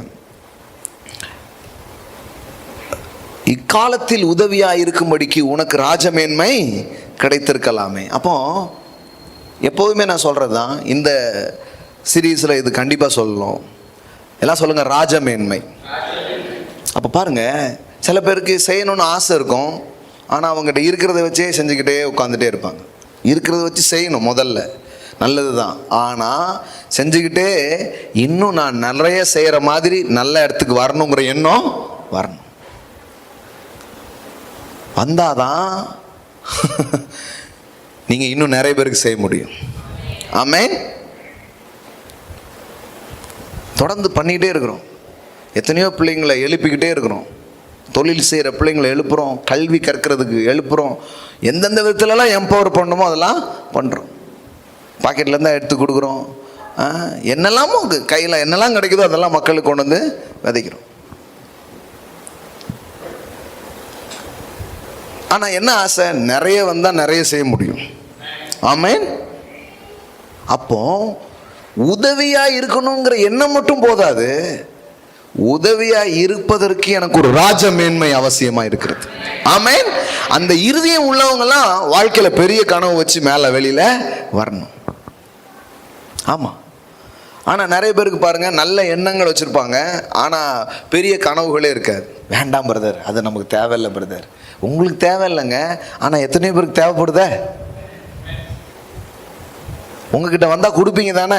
ஆமாம் கொடுப்பேன். அப்போ ஏன் நீங்கள் உங்கள் பொட்டன்ஷியலை யூஸ் பண்ணாமலே வச்சுருக்கீங்க? பண்ணுங்க. நீங்கள் பண்ணால் இன்னும் நிறைய பேருக்கு அது போக ஆரம்பிக்கும். அப்போ வெறும் உதவணுங்கிற எண்ணம் மட்டுமல்ல, உதவியாக இருக்கும்படி ஒரு மேன்மை கொடுக்கப்படுகிறது. ஆமேன். எல்லாம் சொல்லுங்க, ராஜ மேன்மை. ஆமேன். நான் சொல்கிறேன், இந்த சபையில் இருக்கிற அனாயிண்டிங்ல இன்னொரு அனாயிண்டிங் வந்து the kingly anointing, அது ராஜரீக அபிஷேகமா இருக்கிறது. ஆமென். ஆண்டவர் எனக்கு நிறைய காரியங்கள் போக போக புரிய வச்சார். அதுல ஒண்ணு என்னன்னா, இங்கு இந்த சபைக்கு தலைவர்கள் தான் வருவார்கள் அல்லது வருகிறவர்கள் தலைவர்களாக மாறுவார்கள். It's a leadership church. It is a leadership church. ஆமென். அதனால தான் இது வந்து சும்மா ஏதோ ஒரு அந்த மாதிரிலாம் கிடையாது. ரொம்ப தெளிவாக நான் இதை உணர்றேன், ரொம்ப தெளிவாக இதை நம்புகிறேன். அதனால தான் பெரிய பெரிய விஷயங்கள்லாம் எடுத்து பேசிகிட்டு இருப்பேன். சிலலாம் இதெல்லாம் எதுக்கு நம்மக்கிட்ட சொல்கிறாரு? நாட்டில் என்ன நடந்தால் என்ன பிரதர், என் வீட்டு கதைக்கு. அதான் சொல்கிறேன், நீங்கள் தலைவர்கள், நீங்கள் தலைமை தாங்க அழைக்கப்பட்டிருக்கிறீர்கள். ஆமென். அதுக்காக கடவுள் உங்களை லீடர்ஷிப் கெப்பாசிட்டியை உங்களுக்குள்ள அவர் வைக்கிறார். ஒரு ராயல் அனாயிண்டிங் உங்க மேல அவர் ஊத்துகிறார். ஒரு ஆடு மேய்த்தவனை கூப்பிட்டு அரசனாக்கான அபிஷேகத்தை கொடுத்தது போல, ஒரு அனாதை பெண்ணுக்கு அரசிக்கான கிருபைகளை கொடுத்தது போல, அடிமையாய் விற்கப்பட்டவனை அதிபதியாய் ஆக்கினது போல, பாபிலோனுக்கு போன ஒருவனை தூக்கி அங்கு உயர்ந்த இடத்திலே வைத்தது போல, தேவன் அப்படிப்பட்ட ஒரு செயலை இன்றைக்கும் அவர் செய்யும்படியாய் உங்களை அழைத்திருக்கிறார். ஆமென். உங்க மேல அது வரும், உங்க மேல அந்த அனாயிண்டிங்ஸ் உண்டாகும். ஆமென். ஹல்லேலூயா. நம்ம எழுந்து நிற்போம். Thank you Jesus. இந்த ஃபைனலான அந்த அதிகாரத்தில் பார்த்தீங்கன்னா இப்படி முடியுது. 10வது அதிகாரத்தில், யூதனாகிய மோர்தகாய் ராஜாவாகிய ஆகாஸ்வேருக்கு இரண்டாவது ஆனவனும் யூதருக்குள் பெரியவனும் தன் திரளான சகோதரருக்கு பிரியமானவனுமாய் இருந்ததும் அன்றி, தன் ஜனங்களுடைய நன்மையை நாடி தன் குலத்தாருக்கெல்லாம் சமாதானம் உண்டாக பேசுகிறவனுமாய் இருந்தான். ஆமென். வா, வாட் என்ன மாதிரி ஒரு லைஃப் பாருங்க. ராஜாவுக்கு 2வதான இடத்துல இருக்கிறான், யூதருக்குள் பெரியவனா இருக்கிறான், தன் சகோதரருக்கெல்லாம் பிரியமானவனா இருந்தானா, தன் ஜனங்களுடைய நன்மையை நாடி தன் குலத்தாருக்கெல்லாம் சமாதானம் உண்டாக பேசுகிறவனா இருந்தான்.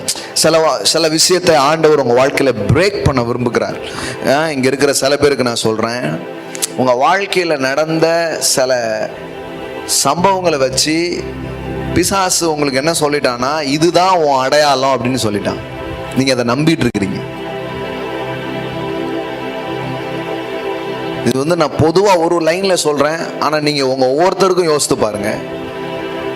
நிறைய நேரம் பிசாசு பண்ணுற தந்திரம் என்னன்னா, நம்ம வாழ்க்கையில் நடந்ததை வச்சு அதை நம்முடைய அடையாளமாக ஆக்க பார்க்குறான். ஆனால் கடவுள் அந்த அடையாளத்தெல்லாம் உடைக்க விரும்புகிறார், அதெல்லாம் பிரேக் பண்ண அவர் விரும்புகிறார். இப்போ நான் பாருங்க, ஒரு புரோக்கன் ஃபேமிலியிலிருந்து நான் வரேன். ஆனால் நார்மலாக அந்த மாதிரி வரும்பொழுது நம்மளே ஒரு உடைக்கப்பட்ட ஒரு குடும்ப பின்னணியிலிருந்து வரோம் அப்படின்னு யோசித்து அந்த அடையாளத்தில் வாழாமல் ஆண்டவர் என்ன பண்ணுறாரு, இல்லைப்பா இப்போ நீ என் குடும்பத்துக்குள்ளே வந்திருக்க, இந்த ட்ரினிட்டிங்கிற ஃபேமிலிக்குள்ளே வந்திருக்கிற, அந்த அடையாளத்திலிருந்து எதை ரிலீஸ் பண்ணுமோ அதை ரிலீஸ் பண்ண வேண்டாம். இந்த அடையாளத்திலிருந்து அநேக குடும்பங்களை கட்டுற ஒரு வேலையை நீ செய்ய முடியும். அப்படிங்கிறதுல தான் தேவன் நம்முடைய அடையாளத்தை உடைக்கிறார். பிள்ளை இல்லாமல் இருக்கலாம், ஆனால் அநேக பிள்ளைகளுக்கு கடவுள் உங்களை தாயா மாற்ற முடியும். ஆமென். ஆமென். இன்னும் சொல்றேன், நான் உங்களுக்கு எதுல நீங்க போராடிட்டு இருக்கிறீங்களோ அதுலயே அநேகரை விடுதலையாக்குகிற ஆளாக கடவுள் உங்களை வைப்பார். ஆமாங்க, ஒரு காலத்தில் உங்கள் பிரச்சனை எதுவோ அதே பிரச்சனையை அடுத்த சில நாட்களில் நீங்கள் அதற்கு தீர்வாய் மாறுற மாதிரி கடவுள் உங்க வாழ்க்கையை மாற்றுவார். மாஷாக்காரா. உங்களுக்கு ஃபேமிலி லைஃப்னாலே ஒரே பிரச்சனைன்னு வச்சுக்கோங்களேன், நீங்க தான் பல ஃபேமிலியை கட்டுற ஆளா கடவுள் உங்க குடும்பத்தை அவர் பயன்படுத்துவார். எது உங்களுக்கு வரலையோ, எதுல நீங்க தோத்து போனீங்களோ அந்த விஷயத்தையே கடவுள் உங்களை வைத்து செய்ய வல்லவராக அவர் இருக்கிறார். உங்களுக்கு சொல்லட்டுமா, கொலை செய்யாதிருப்பாயாக அப்படிங்கிற கட்டளைய கடவுள் யாரை வச்சு எழுத வச்சார் தெரியுமா? ஒரு கொலை செஞ்சவனை வச்சு எழுத வச்சார். அதை எழுதினவன் யாரு? ஒரு கொலைகாரன். அவன் ஒருத்தனை மண்ணில் புதைச்சு கொண்டவன் ஒரு டைம்ல. என்னங்க கடவுளுடைய தயவு கிருபை என்ன மாதிரி. அவனை கூப்பிட்டு உலகத்துக்கு ஒரு செய்தி சொல்ல போறேன். என்ன செய்தி? கொலை செய்யாதிருப்பாயாக. எப்படி இருக்கும்? ஏதாவது பொருத்தமா இருக்கா? கடவுள் அப்படி மாத்துவார். உங்க செயல்கள் உங்கள் அடையாளங்களாய் இராதபடிக்கு அதையே உடைச்சு ஒரு புதிய பரிமாணத்தை உங்க வாழ்க்கையில கொடுக்க ஆரம்பிப்பார். அதாவது இதுக்கு பேர், இது எப்படி சொல்றதுன்னா, இது ஒரு ஷேம். உங்க மேல ஒரு வெட்க உணர்வு இருக்கு. அதை ஆண்டவர் உடைக்க விரும்புகிறார். அதை உடைக்க விரும்புகிறார். நீ தோற்று போனவள். இந்த நகோமி சொல்றா பாத்தீங்களா, என்னை மாறாள் என்று அழையுங்கள். ஏன்னா நான் என்ன நல்லாவா வாழ்ந்தேன் அப்படின்னா உங்க வாழ்க்கையை உங்க அடையாளமாக்கிக்க பிசாசு உங்களை தூண்டுவான். ஆஹா, என் அடையாளம் கிறிஸ்துவுக்குள் இருக்கிறது. ஆமென். நான் சொல்றேன், நீங்க வாழாம கூட இருக்கலாம், ஆனா நீங்க வாழ வைக்கும்படி கடவுள் உங்களை அழைத்திருக்கிறார். அப்படி சொல்லி பாருங்க. அந்த அந்த அந்த அடையாளத்தை சுமந்து போய் நீங்க சிலதை செஞ்சு பாருங்க. கொஞ்ச நாள்ல அது எல்லாமே மாற்றப்படுறதை நீங்க பாப்பீங்க. Oh thank you holy spirit. இந்த பரிசுத்த ஆவியானவர் உங்களுக்கு விளங்க பண்ணட்டும் இந்த மாலை வேளையில. ஹல்லேலூயா, ஹல்லேலூயா, ஹல்லேலூயா, ஹல்லேலூயா. ரேகேபோ ஷாடாலா பஹா சேகேரேபேலே ரீனஹா ஜாதோரா பஹா சாடோலஹா சேகேரேபேலே. You are the channel, you are the key. ஆமென், ஆமென், ஆமென். நீங்க நினைக்கலாம் இது ரொம்ப அரிய பெரிய காரியமா இருக்குது அப்படி நீங்க நினைக்கலாம். இல்ல இல்ல இல்ல இல்ல, தேவன் அதை உங்களை கொண்டு செய்ய அவர் வல்லவராக இருக்கிறார். ஹல்லேலூயா. தேவன் உங்களை பயன்படுத்துகிற தேவனாய் இருக்கிறார். இந்த காலகட்டத்துக்காக நீங்கள் கடவுளால் தெரிந்து கொள்ளப்பட்டவர்களாய் இருக்கிறீர்கள். ஆமென், ஆமென், ஆமென். அவர் உங்களை வலிமைப்படுத்துவார். அவர் உங்களுக்கு வழிகளை திறப்பார். அவர் உங்களுக்கு சத்துவத்தை உண்டு பண்ணுவார். அவர் உங்களுக்கு தயவை அவர் ஏற்படுத்துவார். அவர் உங்களுக்கு முன் செல்லுகிற தேவனாய் இருப்பார். ஹல்லேலூயா, ஹல்லேலூயா, ஹல்லேலூயா, ஹல்லேலூயா. இன்னைக்கு உங்க அடையாளங்கள் புரிந்து கொள்ளுதலுக்கு நேராக திரும்பட்டும். பிசாசு உங்க மேல போட்ட போலியான அடையாளங்களை கிழிச்சு தூக்கி துறப்படும். நீ நிர்வாணி என்று உனக்கு அறிவித்தவன் யார்? கேள்வி கேளுங்க. மறுபடியும் சொல்றேன், உங்கள் செயல்கள் உங்கள் அடையாளம் அல்ல. Your action is not your identity. Your identity is in Christ Jesus, is in the word of God. கிறிஸ்துவுக்குள்ளாய் அது இருக்கிறது. கிறிஸ்துவுக்குள்ளாய் அது இருக்கிறது. தேவன் உங்களை குறித்து சொன்ன அடையாளத்தை நம்ப ஆரம்பிங்க. உங்கள் அடையாளம் உங்கள் நடவடிக்கைகளை மாற்றும். நீ ஏன் பிள்ளைன்னு சொல்றாரு. ஆமென். நீ ஆசீர்வாத ஊற்று என்று சொல்லுகிறார். ஆமென். நீ நான் சுகமாக்க போறேன்னு சொல்றாரு. நீ நான் விடுவிக்க போறேன்னு சொல்றாரு. நீ அநேகருக்கு தீர்வா இருக்க போகிறாய்ன்னு சொல்றாரு. இதுதான் உங்க அடையாளம். நானே இப்படி இருக்கேனே, அங்கதான் பிசாசு உங்களுடைய வாழ்க்கையை அவன் டைவர்ட் பண்ண பார்க்கறான். அப்படி சொன்னது யாருன்னு கேட்கிறார் தேவன். நானே இப்படி இருக்கிறேனே, நான் என் வாழ்க்கையே இப்படி இருக்க. இல்ல இல்ல இல்ல இல்ல, அதை அப்படி தூக்கி தூர வச்சிருங்க. அது கர்த்தர் பார்த்துப்பாரு. நான் எனக்கு கிறிஸ்துவுக்குள் எனக்கு என்ன அடையாளம் இருக்கிறதோ அந்த அடையாளத்தை நம்ப போகிறேன், அதுல செயலாற்ற போகிறேன். நீங்க வாங்க. ராமோ ஷாட்டாலா கா ஷேகேரே போரா காதாரா பாரா ரூபஹாஸா டேலே கிரேமா காட்டாலா போரா பாலாரா.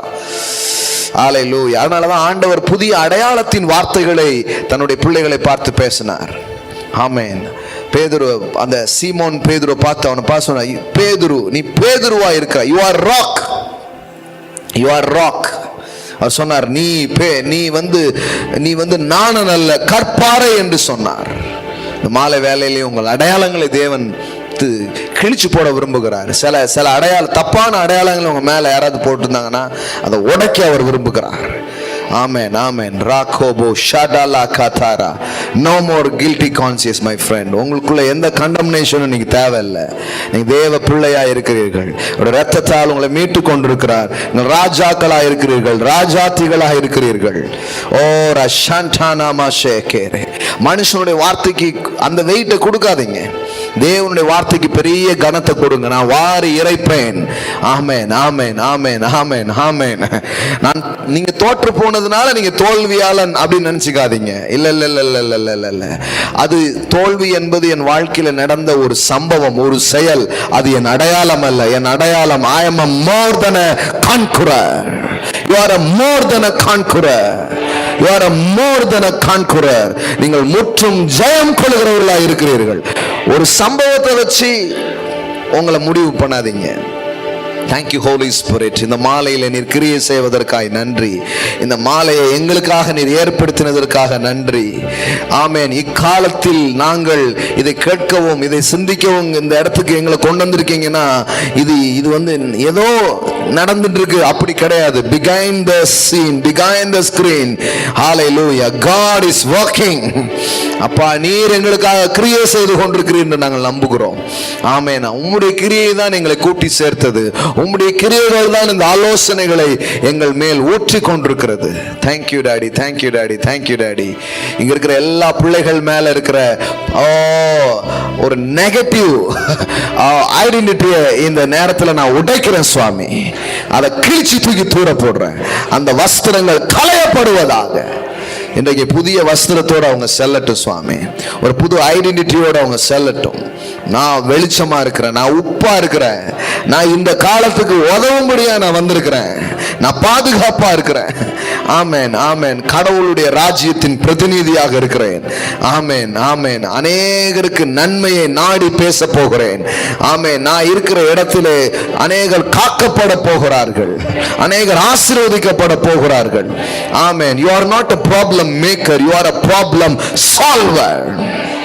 ஆமென், ஆமென், ஆமென், ஆமென். நீங்கள் அநேக பிரச்சனைகளுக்கு தீர்வாய் அழைக்கப்பட்டிருக்கிறீர்கள்.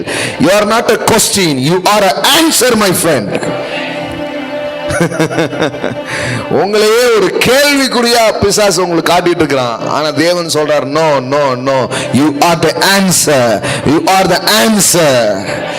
ஆமென். நீ வந்து ஒரு கேள்வி அல்ல, நீதான் பதிலாயிருக்கிறாய், நீதான் பதிலாயிருக்கிறாய். ஆமென். நான் உன்னை கொண்டுதான் பதில் செய்ய போகிறேன். ஷேமா நாகோ ரபாஹா சாதேரே. ஓ தேங்க்யூ அப்பா, தேங்க்யூ அப்பா. அந்த மாலை வேலையில எங்க மேல ரிலீஸ் பண்ணப்படுகிற வார்த்தைகளுக்காக, அபிஷேகத்திற்காக நன்றி.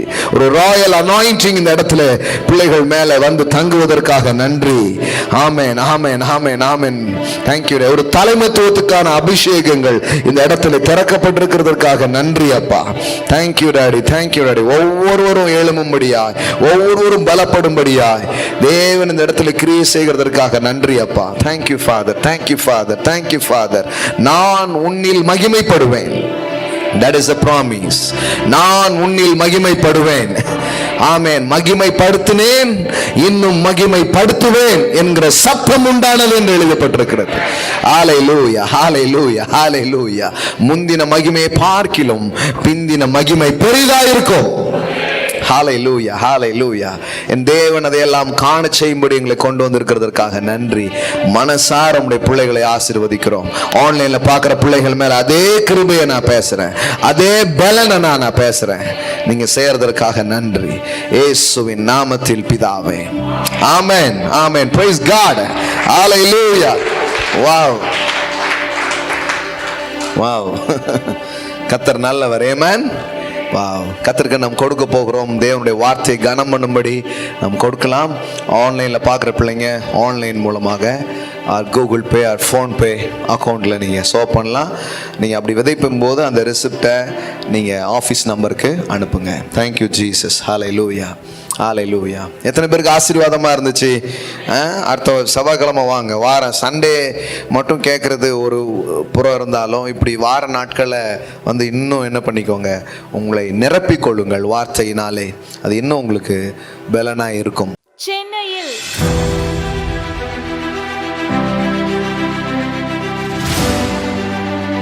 சகோதரர் பாலசேகர் அவர்களின் சிறப்பு ஆசீர்வாத கூட்டம். நீங்க எவ்வளவோ இயேசுவை சொல்லி ஒருத்தரும் நம்பல, கொஞ்சம் ஒரு ஸ்டெப் மேல எழும்பி வாங்க. நம்பாதவங்க கூட நம்புவான், கேட்காதவங்க கூட கேட்பான், விசுவாசியாதவர்கள் கூட விசுவாசிப்பார்கள். ஆமா, உங்களை சொல்லி புரியாத உலகத்துக்கு உங்களை பார்க்கும்போது தெரியுது, என்னப்பா அவன் குடும்பம் நல்லா இருக்குது, அவன் பிசினஸ் நல்லா இருக்குது, அவன் பிள்ளைகள் சமாதானமா இருக்கிறார்கள். உன் வாழ்க்கையை பார்க்கும்போது எனக்கே கடவுளை நம்ப தோணுது. உங்க தேவைக்கு இது போதும் நீங்க சொல்லலாம், ஆனா அவர் யாருன்னு தெரியணும்னா உங்க கையில இது வந்தாகும்.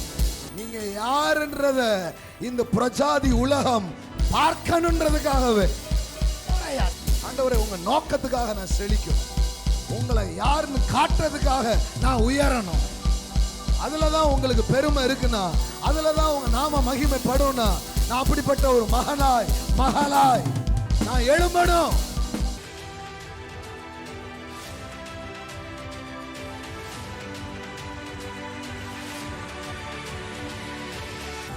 நடைபெறும் நாள் டிசம்பர் 13, 2025 சனிக்கிழமை.